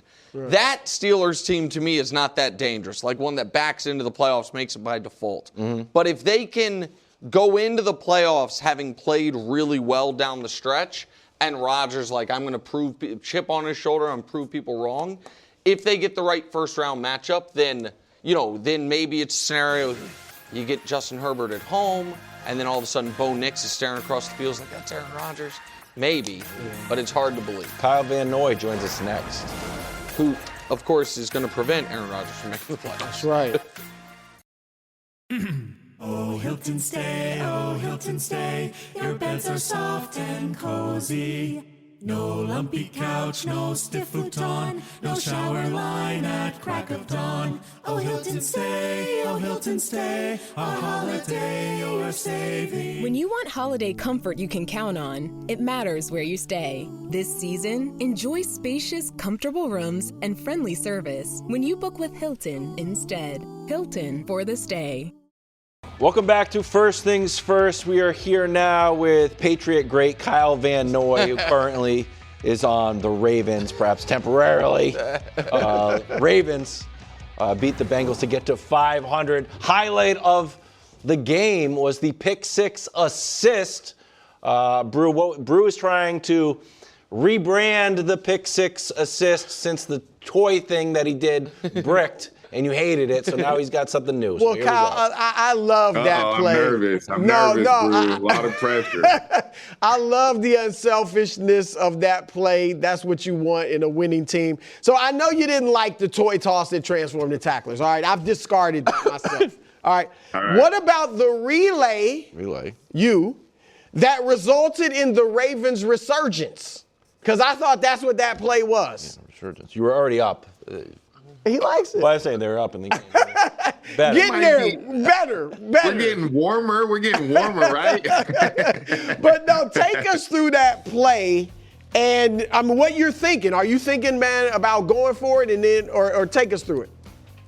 Yeah, I mean, I'll just say this. I'm always about winning, whatever it takes. That's always been my mindset ever since I was a young jit. For all those kids out there that like talking slang, that's just how I roll. I'm always forever about winning. It doesn't matter if it's tic-tac-toe. It doesn't matter if it's team game or individual game. It's all about winning.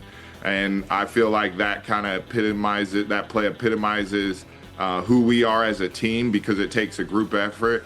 Tavius Robinson, I do my job of getting the attention of the guard, and then Tavius Robinson sneaks behind the guard to get pressure in Burrow's face. I get to my drop, the ball comes straight to me, and then I realize, like, hey, let's make a little business decision right quick. Let's take the IQ on another level. I see I got a faster guy behind me, Alohi, and I'm like, you know what? You take this. You got it. And it was an awesome play.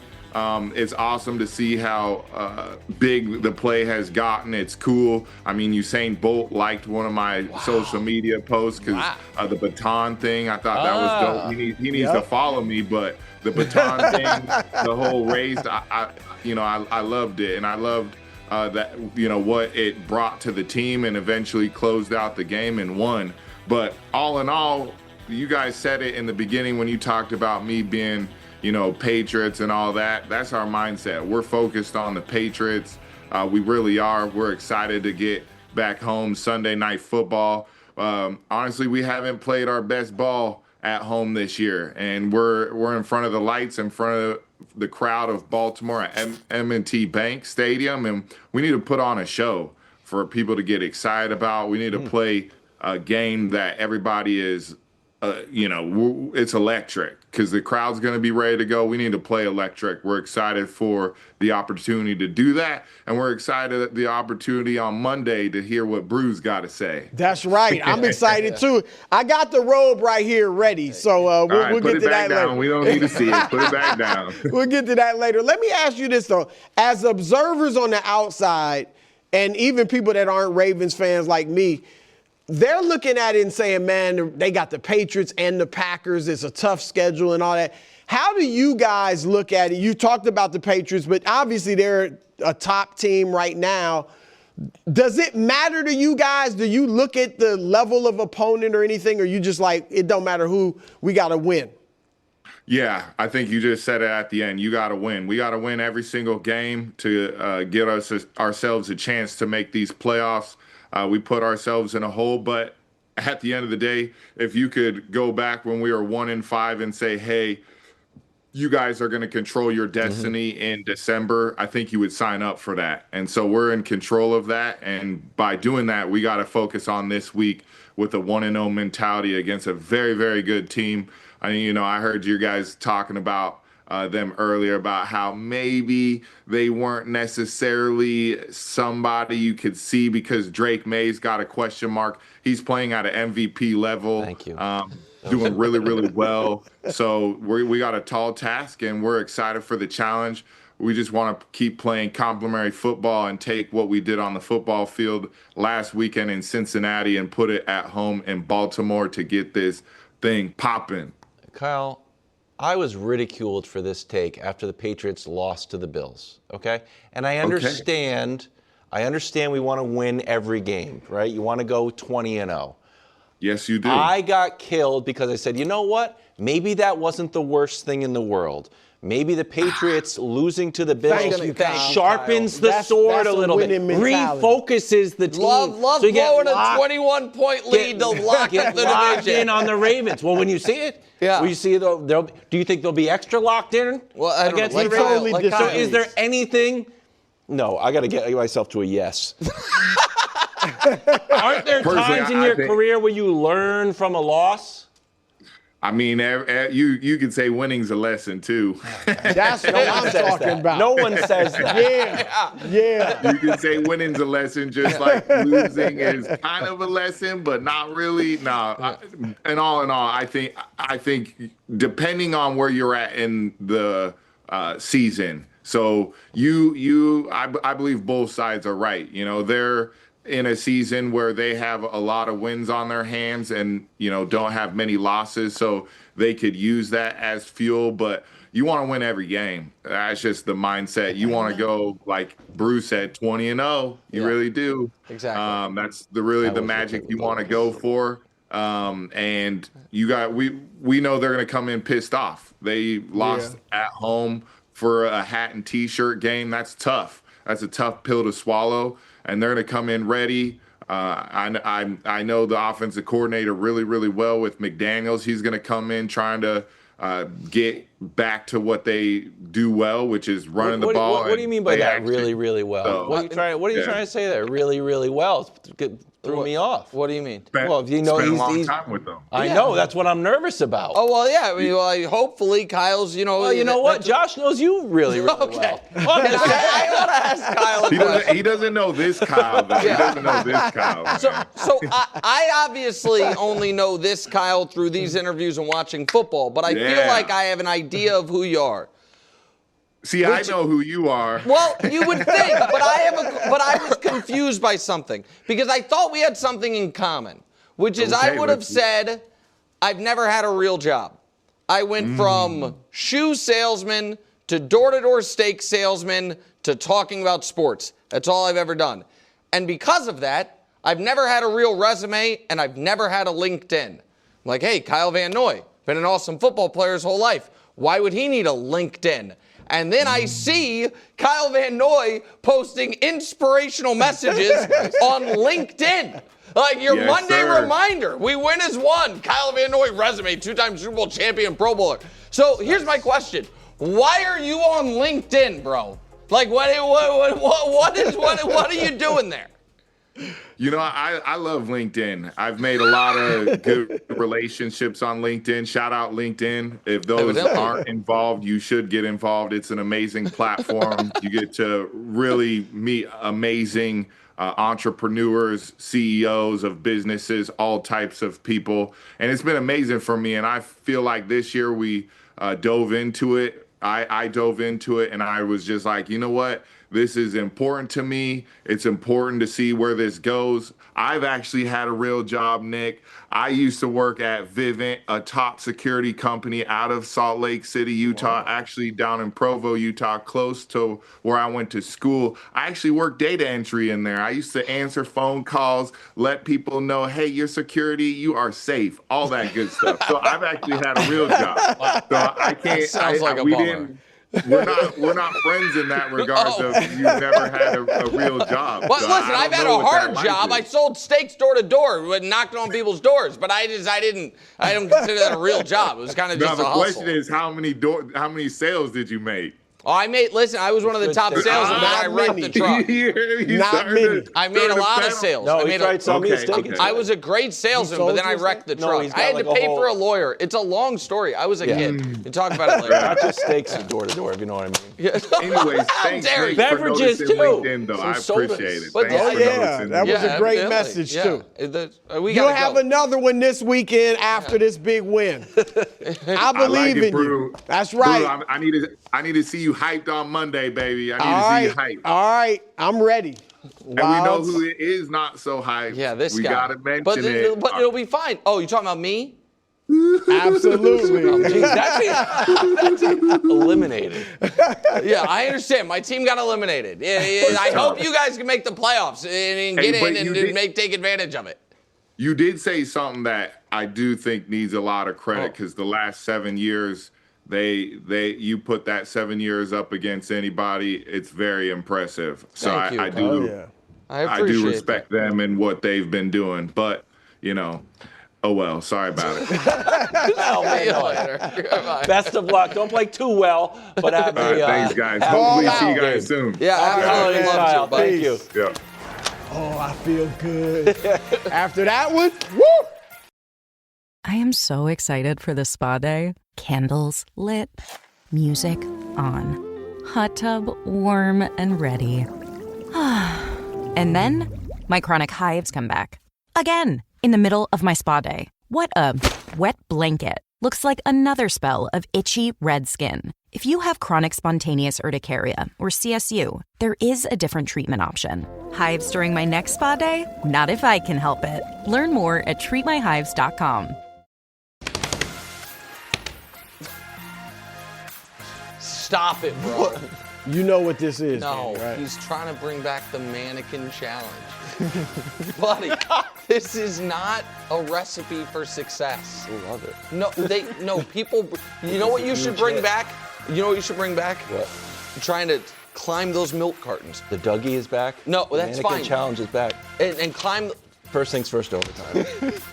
Today, do the Bills come back? Put them on top He's of out Top of his 10 mind. Tuesday. Sure is. We discussed. Meanwhile, can Justin Herbert carry the Chargers deep into the playoffs? People are asking.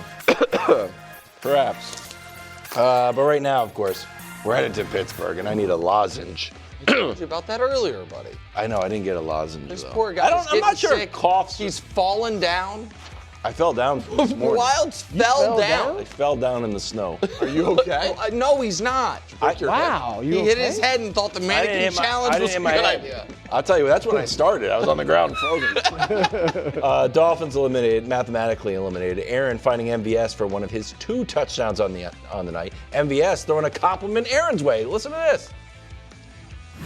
Obviously, I think he's the best quarterback to ever play this game. So no matter if he's 65 years old or not, he can still spin the ball, and he's always playing chess with the defense and getting guys into the spots that are going to get him open. And I'm honored to be on his team again. It's very nice. Yeah, What well, statement did Rodgers send to the league? Is it very nice if he calls him 65 years old? I think he was saying even when he's 65. Even when he'll be able to do it. All right, well, then it's Yeah. very nice.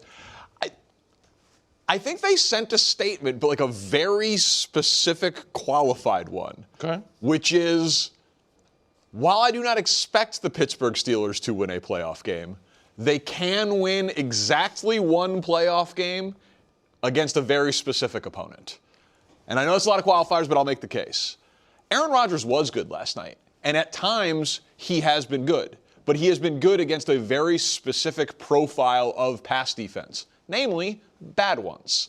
Like if he plays a bad pass defense, he can look pretty good. We did the splits on Aaron Rodgers against top 10 pass defenses and against everybody else. When he's playing the Bills, the Chargers, the Packers, those teams there that you see at the bottom, yeah, they have a couple of wins, but it's against teams with bad quarterbacks, and the numbers that he puts up are really bad. When they play middle of the road or below average pass defenses, he has been excellent this season. The problem for them is the AFC is wide open, right, but the teams that they would face potentially in that 5-4 game are very difficult pass defenses. Like the Chargers right now are the 3rd ranked pass defense in the NFL. The Texans are 4th. The Bills are 2nd. We just saw them lose 26-7 to the Bills. They lost 25-10 to the Chargers.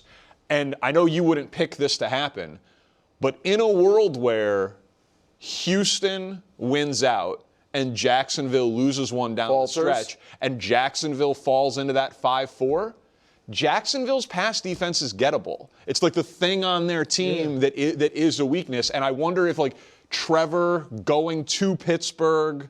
But so you're saying in order for them to break their playoff drought, a million things have to happen. And again, I'm not impressed with Pittsburgh in their totality this year, but Rodgers has been better than a lot of people expected.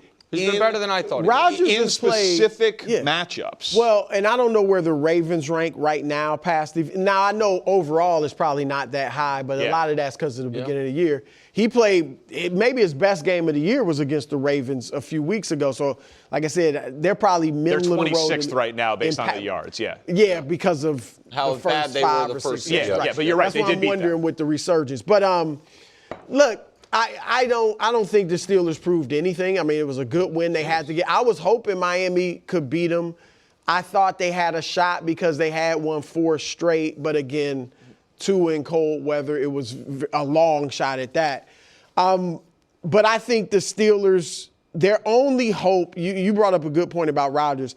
Their hope is that the playoff field in the AFC this year isn't what it has been in the past, period. The Chiefs for one, but the Bills, I don't think this Bills team, even though it might be the one that gets to the Super Bowl, is as good as some of the previous ones. Baltimore may not be in the field. Well, and the if Steelers they do then Baltimore's Right, Correct. exactly. So there's no Lamar there you have to beat. And Danny, I know you don't want to hear it, but if I'm the Steelers and they get in, I certainly don't want Buffalo in round 1. No. I want your Chargers. Now, Jacksonville wouldn't be bad either, but I want your Chargers. I mean, Chargers beat them pretty thoroughly, and the Chargers have the number 1 opponent passer rating defense in the NFL this year. Yeah, it's crazy. The Chargers have all these great defensive characteristics for a team that's carried by their quarterback. But they got a great quarterback and a great defense. Could go on a run. That's neither here nor there. I think the statement Rodgers and the Steelers sent to the league was one of relief for the rest of the league because it looks like they're going to make the playoffs and the Ravens are not. And the Ravens are definitely scarier. Right. And so here's the thing. And this is where maybe this is an unfair way to look at football, but I just think all of football history backs me up on it, so I'm fine with it. The fact that the Steelers all year long have been marginally but better than Baltimore does not offset the fact that the Ravens have a future first ballot Hall of Fame quarterback in the prime of his career, which makes their ceiling just higher. Even though Lamar's biggest issue has been the postseason, even though the coach is on the hot seat, even though this is the worst Ravens team maybe of Lamar's career, honestly, not maybe, it almost assuredly is, I still think every other team that makes the playoffs and is like, we're trying to win this. We think we can win the Super Bowl. It should be everybody. If it's like, hey, would you rather have one of the other 14 teams be Baltimore or Pittsburgh? They're going to say Pittsburgh. Take that, the Lamar goes red hot for a month X factor. Take that piece off the chessboard. And Not to mention Derrick Henry and the run game. Sure. And I do think the Steelers have been just good enough to where they are going to run out the clock on Baltimore. Like right now, they are a game up. There's 3 games left. So if they fit over the next 2 games, have a 1-game better record than Baltimore over the next 2 games, then Week 18 won't matter. And I think that is, for the Steelers, the other piece of the recipe is be able to give your old quarterback a bye. So I actually, that's the other thing that could make them scary, if briefly, temporarily scary, is if they get to rest in Week 18. You know what I mean? And they get to set everything up, get T.J. Watt back for that playoff game when T.J., I think, from what I've read about the collapsed lung thing, it takes some time to get back from that.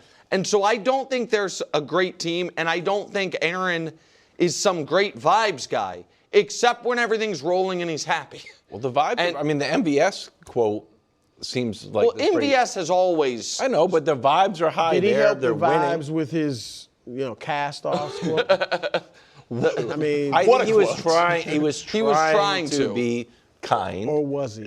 Remember, I think he might have been I don't thrown know. out there. Look at what I'm getting to the playoffs. If someone's going to have to be the Aaron Rodgers guy on the show, I'm willing to take it on. He's been throwing the ball downfield the last couple of games. More so 2 weeks ago than last night. If that Aaron Rodgers 5 attempts. It's his looked second, really dangerous. 85. He completes 85% of his passes. It wasn't just good; it's the second highest completion percentage of his entire career. He's had a good season. He went from those 3 games and 2 of the teams you mentioned against the Chargers, Bengals, and Buffalo. He completed 35 total passes in those 3 games, and then these last 2 games at Baltimore and Miami, he's out here cooking. So if he can keep it going, I'm waiting for the sort of the media narrative shift to turn on Rodgers. I do think that's part of it, that there is more support for old man Phillip Rivers coming back than old man Aaron Rodgers, really Because slinging. 2 weeks ago, he was throwing teammates under the bus again. 2 weeks ago, it felt like, right before that Baltimore game, it felt like Tomlin was on the hot seat and it was same old Aaron. To be fair, I think that is one of those things, and maybe it's confirmation bias. But when you send out throw a bomb at your teammates and you come back and beat the Ravens and then beat the Dolphins soundly, I don't think it's fair to be like, that turns from throwing your teammates under your bus to motivating them. In my book. My guess is that did not land in the locker room like it landed for us. I think they probably took it. I don't know, the results. I mean, maybe it's, hey, the results are what they are. So you get a free He still pass had the on birthday party, didn't he? Where they brought a decorated cake. I also I don't know that the narrative is going to switch between now and the playoffs. I just think the other teams are more compelling and I think they're actually perceived as more dangerous. Like Pittsburgh's if they make the playoffs, they're going to be an underdog. Oh, yeah. See, against whoever they play. I disagree with you. With TJ, I think that I know you don't agree with me on the Chargers. For the record, and I like the Jags, but I think they will be a home favorite if they play the Jags, if they play the Chargers, and they might be a home favorite if they play the Texans. And so really empty the accounts game. We can say these teams. So the Chargers and Texans just don't score a lot of points, and so now you're going to be in what you would think is a low-scoring possession game with the far more experienced quarterback. And the listen, I like the Jags, and the Jags have been super explosive of late, but the Jags have not earned your trust over a long period of time. So Danny Herbert has struggled in the playoffs. Even you have to admit that. And so we'll see. I think that you are overstating how much the public would be against a 10-7 home playoff game started by Aaron Rodgers. Like, I don't think they'll be. Yeah. I think they'd be underdogs against certain teams and maybe Houston, but I don't think they'd be underdogs against the Jags or Texans. All right, well, the Eagles had lost 3 in a row before putting 31 up on the Raiders. So was it enough to get the champs back into Top 10 Tuesday? Let's find out with Danny's Top 10 Tuesday. Wilds, it was not. Okay. You can only do 10 teams in your top 10, but welcome to the Jacksonville Jaguars. People say, oh, wow, they beat the Jets, 6 touchdowns. And honestly, I felt that way. When you dig a little bit deeper, though, into the numbers, trivia question, Nick. Who's the team in the NFL that has the most games where they've scored 25 points or more? I think the Jags with 11. It's shockingly the Jags with 11. Always looking at my paper. That's how he wins trivia every week. Gianna, we have to audit it. More games where they've scored more than 25 than the Bills, Packers, Rams, and Patriots. Your guy, Trevor Lawrence, although you abandoned him, is cooking. So to be clear, I'm just curious. Last week, they led the league in this category. Oh, that is correct. Okay. When I begged you to put the Jags on there. Yeah, okay. Well, thanks for listening. I listen. Yeah, thanks. I take notes. Good job by Liam Cohen this year. Coming in at number 9, the Los Angeles Chargers. Yes, they lost to them heads up. I understand that. But it's the totality. It's the impressiveness of the wins. When the Cowboys beat the Chiefs and the Eagles, oh my God, how dangerous are they? Are they a top 10 team? Well, the Chargers have done that now in back-to-back weeks, and they have, like I said, not only the best opponent passer rating defense this year, best opponent passer rating defense in the NFL since 2021. Their defense has been spectacular. Coming in, I know, Justin Herbert getting help by his defense, Nick. We can talk about it. Coming in at number 8, I kept him in, the Green Bay Packers. Sure. Jordan Love is playing great. I don't enjoy saying it. It's just true. He looks awesome. He had 2 interceptions, one a spectacular play by Surtain, maybe a touch underthrown, the other off his receiver's hands, maybe a touch behind him. But for a month or more, Packers fans would tell me all year, he's been playing great. Losing Micah Parsons, devastating. Waiting to see about the Zach Tom injury. He's their best offensive lineman. That injury update is going to be huge. Coming in at number 7, the Houston Texans. The Texans defense, they're the best in football. 13 of 14 games this year, they've held their opponent below their opponent's scoring average. So if you average 20, you play the Texans, you're scoring less than that. And C.J. Stroud, last couple of games, he's been better. He looks really good against Arizona. Coming in at number 6, Wilds' New England Patriots. I'm not going to drop you that much for losing to the Bills, but your defense did allow the most points, rushing yards, rushing touchdowns, third down conversions, and red zone touchdowns of the season against the Bills. So a little bit alarming for the Patriots defense as we get ready for the postseason. Coming in at number 5, the Denver Broncos.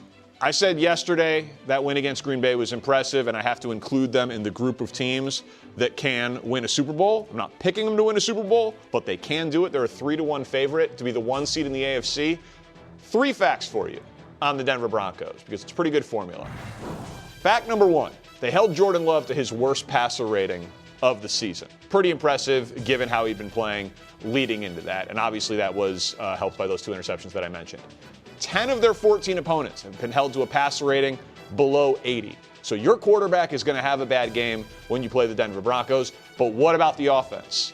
Since their bye week, they're averaging 28 points per game, and that was Bo Nix's arguably best game of his season this last week. That's a pretty good formula if your quarterback is peaking at the right time and the opponent's quarterback is going to be worse. Coming in at number 4, my Chicago Bears.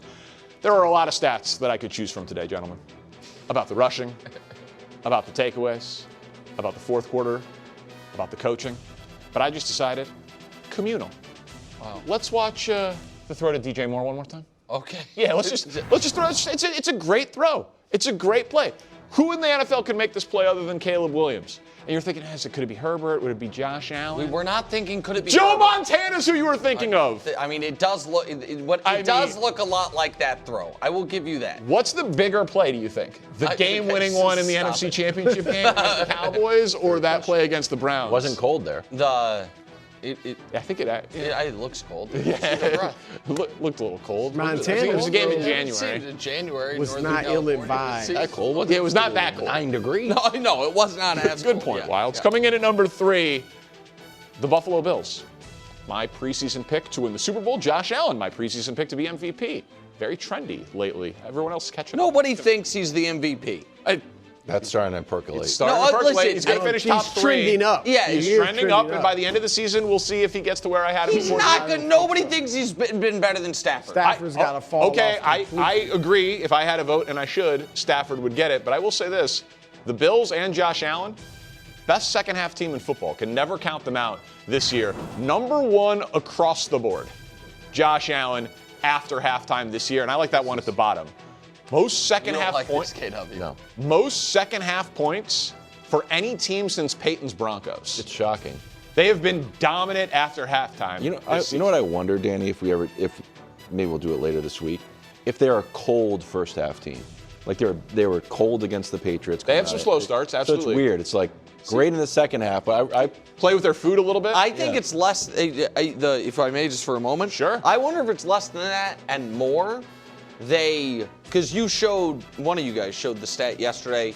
5 games this year, they've trailed by double digits. They're 3-2 in those 5. 4-1. Okay. Oh no, I did the one where they've allowed 30. My bad. It's 3-2. I remember. It was 4-1. And I think they unleashed Josh. I think it's that, and I know sometimes that especially when worries. they're down. Right, that's what I'm saying. Yeah. I think in the second half, like they have a plan going into a game. We're going to run James Cook. We're going to be conservative. We're going to do these things. Then it's like, gosh darn it, just press the Josh Allen button a bunch and see what happens. Their defense gets better. Yeah, and so I think that's part of it. Go ahead. Coming in at number 2, we'll see him Thursday night. The Seattle Seahawks. What do we say about Week 1 on this show? We don't even talk about it. We don't even count it. Well, in Week 1, the Seahawks got outgained by the Niners. They've outgained their opponent every week since. I can't believe they're 2. Every week since. Well, Thank you, Wild. the team they're playing Thursday night. Ridiculous. Coming in at number 1, the Los Angeles Rams, MVP favorite, Super Bowl caliber coach, just held the Lions to 70 yards rushing on 3.5 yards per carry. What can't they do? In the last 8 weeks, they're the leading scoring team in the NFL. Second closest, 5 points per game less. They are just bludgeoning. Why can you not believe Seattle's 2? Because I saw him barely beat Phillip Rivers. Oh, okay, gotcha. All right, I didn't know. I didn't know. I'm not docking them for a win. They've been great all year. That was not impressive. I think Perfect top 10, bro? no. Okay. I'm with Wilds. No way Seattle should be number 2, and I think they're a good team. Don't get me wrong. Oh, thank But you. I can't put them at number 2. Step on it. I can't put them at number 2, and I think Nick will agree with me, grudgingly, when your quarterback is a huge question mark in big games. And they beat Indy, but that was a big game. They couldn't score. Why was that a big game? Because they were 14-point favorites. That was the opposite of a big game. You were facing a team that's had a good season, a team that is fighting for its playoff life, and Phillip Rivers coming back. It was a big game. It was a big game. And Darnold couldn't push the ball into the end zone. And Danny, I hate to show you this graphic, but here it is. Sam Darnold versus winning teams and lose teams 500 or worse. Look at that difference. There's a 30-point difference in his passer rating. Doesn't throw as accurately. Touchdown to interception ratio is frightening. And his yards per attempt drops. I'm just saying, yeah, they're going to make the playoffs, and that's cute. But when they have to play in these big games, do you definitely try? Like Bo Nix, Caleb, we don't know what they're going to do in the playoffs. We haven't seen them be good or bad, most of them. Well, Bo, we saw one game, but he was a huge dog. Right. Yeah. But Darnold, we've seen struggle in some of these big games. No question. I think it's totally reasonable for people to have a difference of opinion on the game they played against the Rams. Because Darnold was awful. He had 4 interceptions. But they almost won, which tells me how good the rest of the team is. So they're just going to win despite him throughout the playoffs? Well, no, let's see what happens Thursday. I'm not saying they shouldn't be on the list, but I just think Buffalo should. I would definitely put So you don't think they could win tomorrow night? If they win tomorrow night, they have a claim to the best. Well, I'm not as high on the Rams as you guys are. I think they're a good team. Well, then who are you high on? Nobody. There's no Nobody's good. leaders in the NFL. Been saying it all year. No one's good. You could put Buffalo at number 1, Denver with the way Bo Nix is playing. You could. So no, they just win in your house. But I feel like if you put Denver at 1, you'd be like, I'm not that high on Denver. Like maybe nobody's good. I just think Seattle. All right, take us home on Top 10 Tuesday. Okay. Perfect list. So here, it could have been.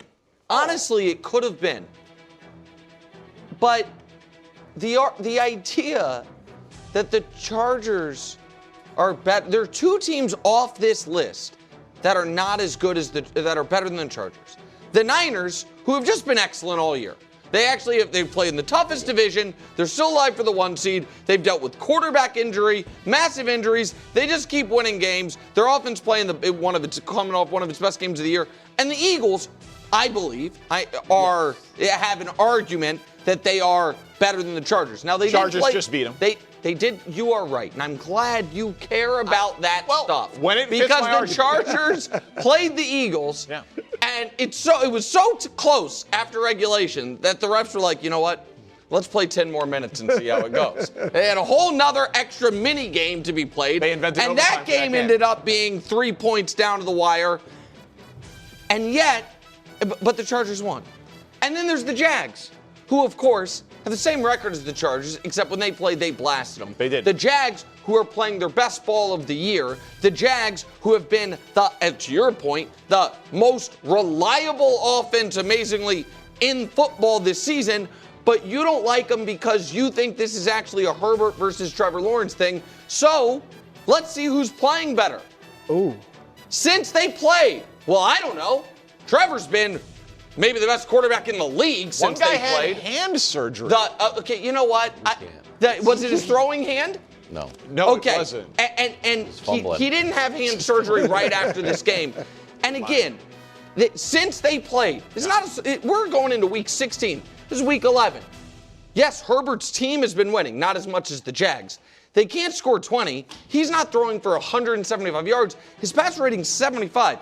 Now, I'm not killing him for it because I understand the circumstances. But your argument can't be, well, they have the same resume, but I trust one quarterback so much more than the other, when the other quarterback is playing his best ball of the year, and one quarterback, maybe because of injury, is playing his worst ball of the year. How are the Chargers still this high? Well, I just told you that their defense is the best opponent passer rating defense since 2021. I didn't even mention Justin Herbert. You're the guy obsessed with Herbert over here. The whole argument for him, the Jags, Niners, and Eagles are all better than the Chargers. Everybody knows The Eagles beat the Eagles. I understand that. I really want Chargers-Jaguars in the playoffs. No, you don't. You thought you wanted that a few years ago. And then Herbert blew a 27-point lead. I want it. Coming up next. 24 points? Was it 20? Yes. What's next for Patrick Mahomes? Just had surgery. When is he expected back, and what is he going to look like? That's next on First Things First Overtime. No matter what's on your plate or your mind this holiday season, the UPS Store wants to help. With our pack and ship guarantee, we're helping gifts arrive safely to guarantee more. They know me so well. Picture perfect gifts. We're helping guarantee more smiles with our pack and ship guarantee. If we pack it and ship it, we guarantee it. Your items arrive safe or your money back. Stop by your local The UPS Store for holiday help, shipping holiday gifts. Visit theupsstore.com/guarantee for full details. Most locations are independently owned. Product, services, prices, and hours of operation may vary. See Center for details. Welcome back. We got Greg Jennings and Willie Colon out here. Patrick Mahomes underwent surgery yesterday. It was the ACL and the LCL that needed to be repaired against that injury, of course, against the Chargers. Tom Brady, he's torn his ACL also in year 8. Gave some advice on his Let's Go podcast. Take a listen. The faster you rehab, the faster you can get back to practicing the sport that, you love. I think sometimes people will pace themselves. Instead of training mode, they're in rehab mode. I think you got to get through rehab mode as fast as possible, and then you get back to training mode. But that requires an all-out commitment, and it's the same commitment that the great professional athletes make to be great at their profession. When you go through a rehab process, you need that same level of focus and determination. All right, guys, you guys have both played. You both have had injuries. You both have recovered from injuries to continue playing. Willie, your reaction? Yeah, I think Tom Brady is just a different dog and a different style of player. Patrick's game is being mobile, improv, having those off-platform throws where he can extend plays. For me, when I think about it, I think his comeback is going to be a difficult one because he's going to have to become now more of a point guard, a guy who sits in the pocket and distributes the football. And they're going to have to shore up that protection. He was sacked 13 times in his last 4 games, and I think some of that was because of him. Him just sitting there holding on to the ball. He's going to have to be more decisive and quicker with the football in his hand. And I just don't know if the Chiefs can protect Patrick Mahomes from Patrick Mahomes. That's going to be the biggest task because he is one of those guys that thrives in chaos. I don't know if he's going to be that guy coming off a gimpy leg. So we're kind of in lockstep, and I think one of the ways that the Chiefs can protect him is if you establish and get him a running game. Because to your point, I believe he's going to become more of a pocket present guy where he's just settled more in the pocket. And this is not to say that he can't and has not shown that he can throw from the pocket. I was going to say he's pretty great at both. He is. Pretty great but the magic that Willie and I are losing, that comes from him extending the plays and being outside of the pocket and impacting the game in that regard. But when you're coming back off an injury like that, I've had an MCL injury. I've had a couple, not major injuries, but you just don't trust anything with the knee. You just don't truly trust it out the gate. And so the less you are asked to do, the better until you get to the point where you feel like you just react. And it's like, oh, shoot, I did it. That magic kind of happened. It's not that he doesn't believe he can do it. It's a matter of trusting his body to do those things. But I think he's going to be more of a pocket guy, which is dangerous for the NFL if he just starts to dice. From a scheme standpoint, they're going to have to live in a heavier 12 personnel, right? The 2 tight ends, 1 running back, 1 receiver, where they can shore up the protection. Because I think what me and Greg are trying to allude to, as a ball player, when I came off an Achilles, and one of the things that I didn't have to do was come in and out of breaks. That was your job. I had to fight in the box, so it was easier for me to kind of recover. For a guy like him, he's going to be dodging and weaving, trying to extend plays, trying to be the Patrick Mahomes that we know him to be. And he's 30 years old. As you get older, your body starts to kind of become this fleeting thing. And I don't know if he's going to be comfortable with that because he's going to want to prove that he's still that guy, that's still impact player. And I don't know if he's going to be that. Now, can he still have an impact and grow into that? But I think they're going to have to really slow down and make sure that all the things are working for him, not against him. So that's the player perspective, and that is certainly more informed. I will just tell you from the media perspective, we're going to be talking about this a lot between now and whenever he plays football again. I'm going to give you guys a preview right now of some of the stories we're going to hear, okay?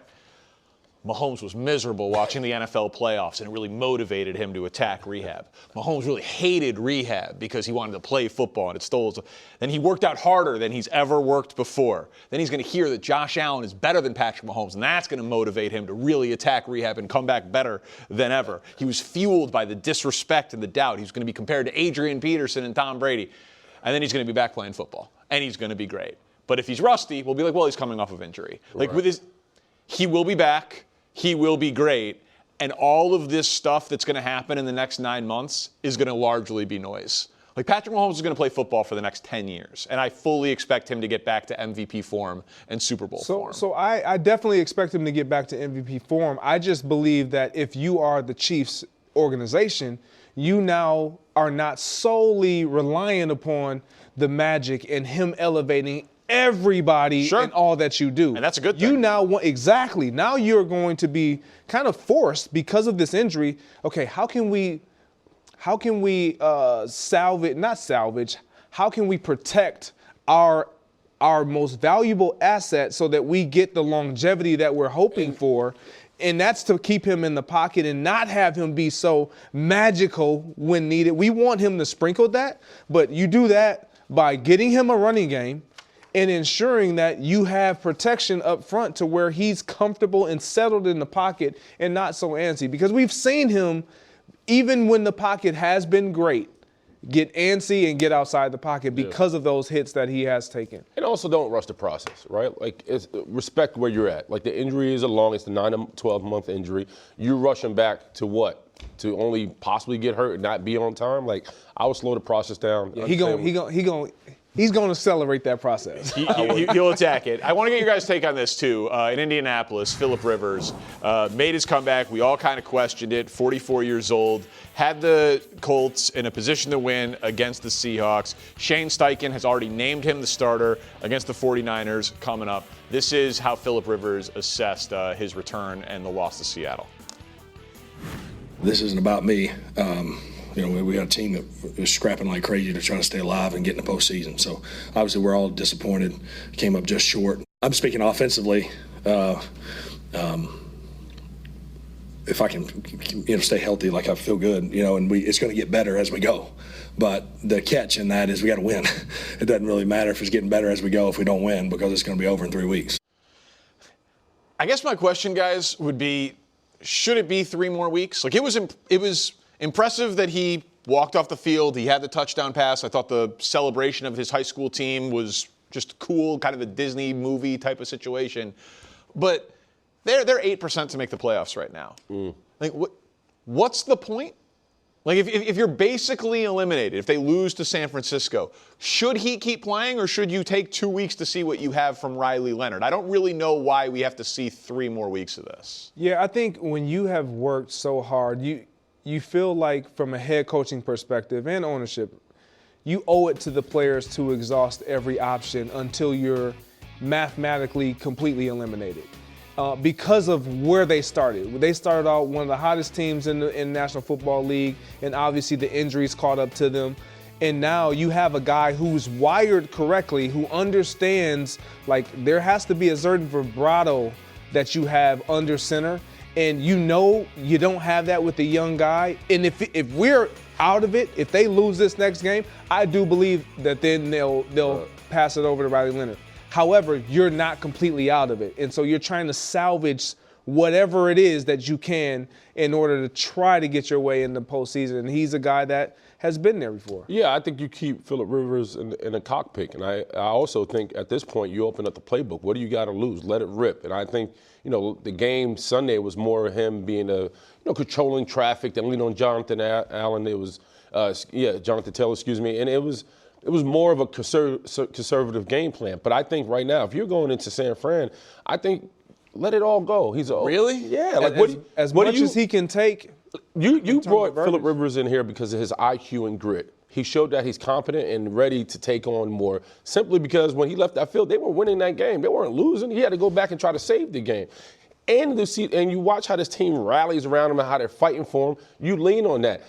At the end of the season, he's not going to be your starting quarterback, so you shoot all the bullets. I guess. I mean, they were running that play clock down and snapping it with 2-3 seconds left. They're snapping and throwing. He's avoiding hits. He's throwing ducks. Like, I don't know that if you're like, let's go 5 wide and play him the rest of the way, and they've got Robert Saleh, then they got the Texans. You have the young fellow waiting in the wing for you. Yeah, and clearly, Danny, like, when you go and make a move like this, it speaks to what you don't have in Riley Leonard. Like, regardless, a sixth-round rookie, right? He's probably not good. Sure. And so, in order to try to at least give the feeling to your fan base, to the guys in the locker room, that you're going to do whatever it takes to save the season, you go out and try to. From the neck up, you can win a dog fight.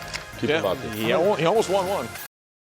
So what's the word? We'll tell you here in a second. Time now for a little game of fill in the blank. We start with my guy, Justin Herbert. It was not the biggest piece, but did play a role in eliminating the Chiefs on Sunday. And I will call Herbert's performance gritty. He wasn't great, but this is now back-to-back wins against the teams that were in the Super Bowl last year, as he is clearly recovering from surgery on his non-throwing hand. And they were down 13-3 in this game. Yeah. And he did not look good early. The Chiefs were in control of the game. And right before halftime, he had a 5-play, 60-yard drive where he completed all of his passes to get a touchdown right before the half. Then they come out of the half, and they have an 11-play drive where he was great on to kick a field goal to tie the game. Like that middle eight that coaches always talk about. Yep. He dominated it. Defense carried him home. We know that when he is healthy, he can be excellent. I thought Justin Herbert was gritty against the Chiefs. Yeah, I mean, he's solely the reason I think the Chargers are probably one of the scariest teams in the AFC right now, especially going into the playoffs because of his toughness and his competency. Also, the defense is playing really well. They're playing a lot better. They've been able to close out games, and they have arguably the best kicker in the game. So you talk about all three phases pulling up to January. How can you not feel the Chargers? That's a great word for Justin Herbert, man, because I watch him and I just see a guy that's just tough. Like, I'll put myself out there, throw my body out there.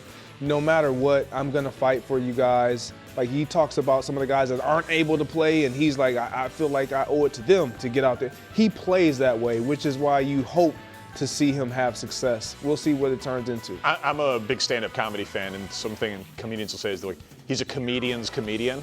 I feel like Justin Herbert's like a football player's football player. Absolutely. Yeah. Like he doesn't carry himself like he's a quarterback. He's like, oh, I can play. You guys need me to play linebacker? Exactly. Most guys with a broken hand don't come off the table when they play Jalen Hurts nor Patrick Mahomes back-to-back weeks. They said, no, let me buy some time. He said, no, give me the ball. Yeah, and listen, he had the interception where he got hit, but even though the stat line wasn't great, he still was making incredible throws. I think he'll only get better as the year goes on and he gets healthier. All right, Willie, your turn here to fill in the blank on your guy, Aaron Rodgers. Aaron Rodgers' performance was surgical last night. I thought he did a great job of just flat out orchestrating the offense. I thought Kenny Gainwell was his resolve. I thought Gainwell was they did a great job of isolating him against linebackers and safeties and then open up in the middle of the field. When you saw Aaron Rodgers with the hard cadence, tempo, he exploited matchups, was able to get down the field, hit DK on a big play right here. I thought he did all the right things, and I thought in the second half he responded. You know, one of the things that we saw against the Steelers versus the Buffalo Bills, that they didn't respond out of halftime. Like, Buffalo had 23 points. Steelers did nothing on offense. They came out of halftime and responded and really started to lean on this Dolphins defense. I loved everything I saw out of him yesterday. He was surgical. Yeah, man, getting the ball out of his hands quick, that's what he's going to do moving forward. That's what he's done all year. But the way he put it on display, surgical is a great word for it. Just the dink and dunks. And he lulled them to sleep last night. And then he was able to get those second-level throws behind those linebackers, and then special things happen when you get the ball to number 4. I thought he played one of his best games of the season. He did, and it was impressive. Did it in the in the A block with the guys. Like, if he is playing a top 10 defense, he's been bad. And then when he plays, like, the Dolphins are 27th in opponent passer rating. He can pick them apart, and it's been a theme this year. So I know Steelers Nation needs to win a playoff game. Hasn't won one since 2016, the drought, the whole thing. Like, if he plays Buffalo's pass D, they got blown out. Play the Chargers pass D, gets blown out. If they play the Texans, I feel like he'd get blown out. I don't see a lot of Broncos, I just don't see a lot of good matchups on the board for them in week 1. Maybe Jacksonville. I just don't know which team he can do that against that he would see in the playoffs. Well, that's fair, but that's why you saw Adam Thielen and MVS show up, because he needed some people with a better IQ out there that he can rely on. And he needed receivers and other pieces that he can say, hey, man, I don't have time to be frustrated and got to have it moments. I need guys to understand and to see my cues so when we get down the field. We have that now, so I think it's a different offense. Oh, wow, okay. So you think that because of those receivers, you think it's transferable against better defenses? I think you turn on the game and you see the miscues between him and Jonnu Smith. You saw the stagnant run game. I think you see even sometimes him and DK weren't on the same page. Yesterday, we saw the receiving corps on the same page with Aaron Rodgers because the veteran leadership and those guys have experience. MVS worked with Aaron Rodgers, so he knows what he's dealing with. Yeah, sometimes what disrupts that chemistry is a really good defense. And so that's kind of what I'm asking, right? Yeah, that's it's what the they chicken did. or the egg thing. Like, are those veterans like? And my point is, I think we have veterans on the field now that he can trust. And I think, has he played good against good defenses? No. But that's my number one concern. I don't know if they're good enough to put this type of performance on display consistent, 4 weeks to actually be a contender. Well, Detroit will be a tell. Bottom line. I'm just saying if they make the postseason, going to your point, Detroit going to the postseason. Jacksonville might be the only team, but Jacksonville's defense plays really well at times too. But the Texans, there's defenses in this postseason that they just don't want to be up. Yeah, I think there's some bad round one matchups for Pittsburgh. How the bracket is breaking right now. Bring them on. This guy, always waving his towel. All right, time now. Greg Jennings on your guy Jordan Love. Yeah, Jordan Love's performance, it was subpar. Look, let's face it. I don't want to go as far and as extreme as my dear friend Danny over here to my left. However, he's been good recently. First half, it was that's the standard. 17 of 22, 215 yards, a touchdown. Second half, this is what we can't have if you're a Green Bay Packer fan and you're in that locker room and you're without now Christian Watson for however long, maybe just a week, but definitely Micah and then Zach Tom and all the other missing pieces. You need him to be better than just subpar. And we've seen it. He's set the standard all season long. And in the second half, 7 of 18, I believe it was, for like 60 some odd yards and 2 interceptions. Just not going to cut it when you're going and you're playing for playoff berth and getting into the playoffs against some good teams. I'm waiting to see the Zach Tom injury update. Yeah, that one's huge. Because he best offensive lineman. Yeah, right. They're best. Yeah, right. No, not in the league. They're best, and it felt like the pressure rate really increased. It definitely did. After he went. Okay, fair enough. But then also like. Both those interceptions on him, it's a little underthrown to Watson and maybe the best cornerback in the game. Surtain makes an incredible play. Then the other one's a little behind his guy, but it does still hit him in the hands. Like, I thought both of those were. He's in the meeting room and he's telling his receivers, I gotta give you a better ball. Now the receiver in turn is gonna say, I gotta go up and get that ball, pluck that ball out the air, Christian Watson. And anytime the ball hits your hands, you want to make the catch. But that ball, you got to get that out there. He underthrew it for sure. Underthrew it. Yeah, for me, it's just you just can't trust him in the moments you need him to be big right now. You talk about all the quarterbacks we've watched the last couple of weeks. Josh Allen, back-to-back weeks, said, hey, hold my beer. I got us from here. You put him in that situation, he's just not trustworthy. He's two-faced. You talked about him being good in the first half. Second half, you can't find a Jordan Love we want to see.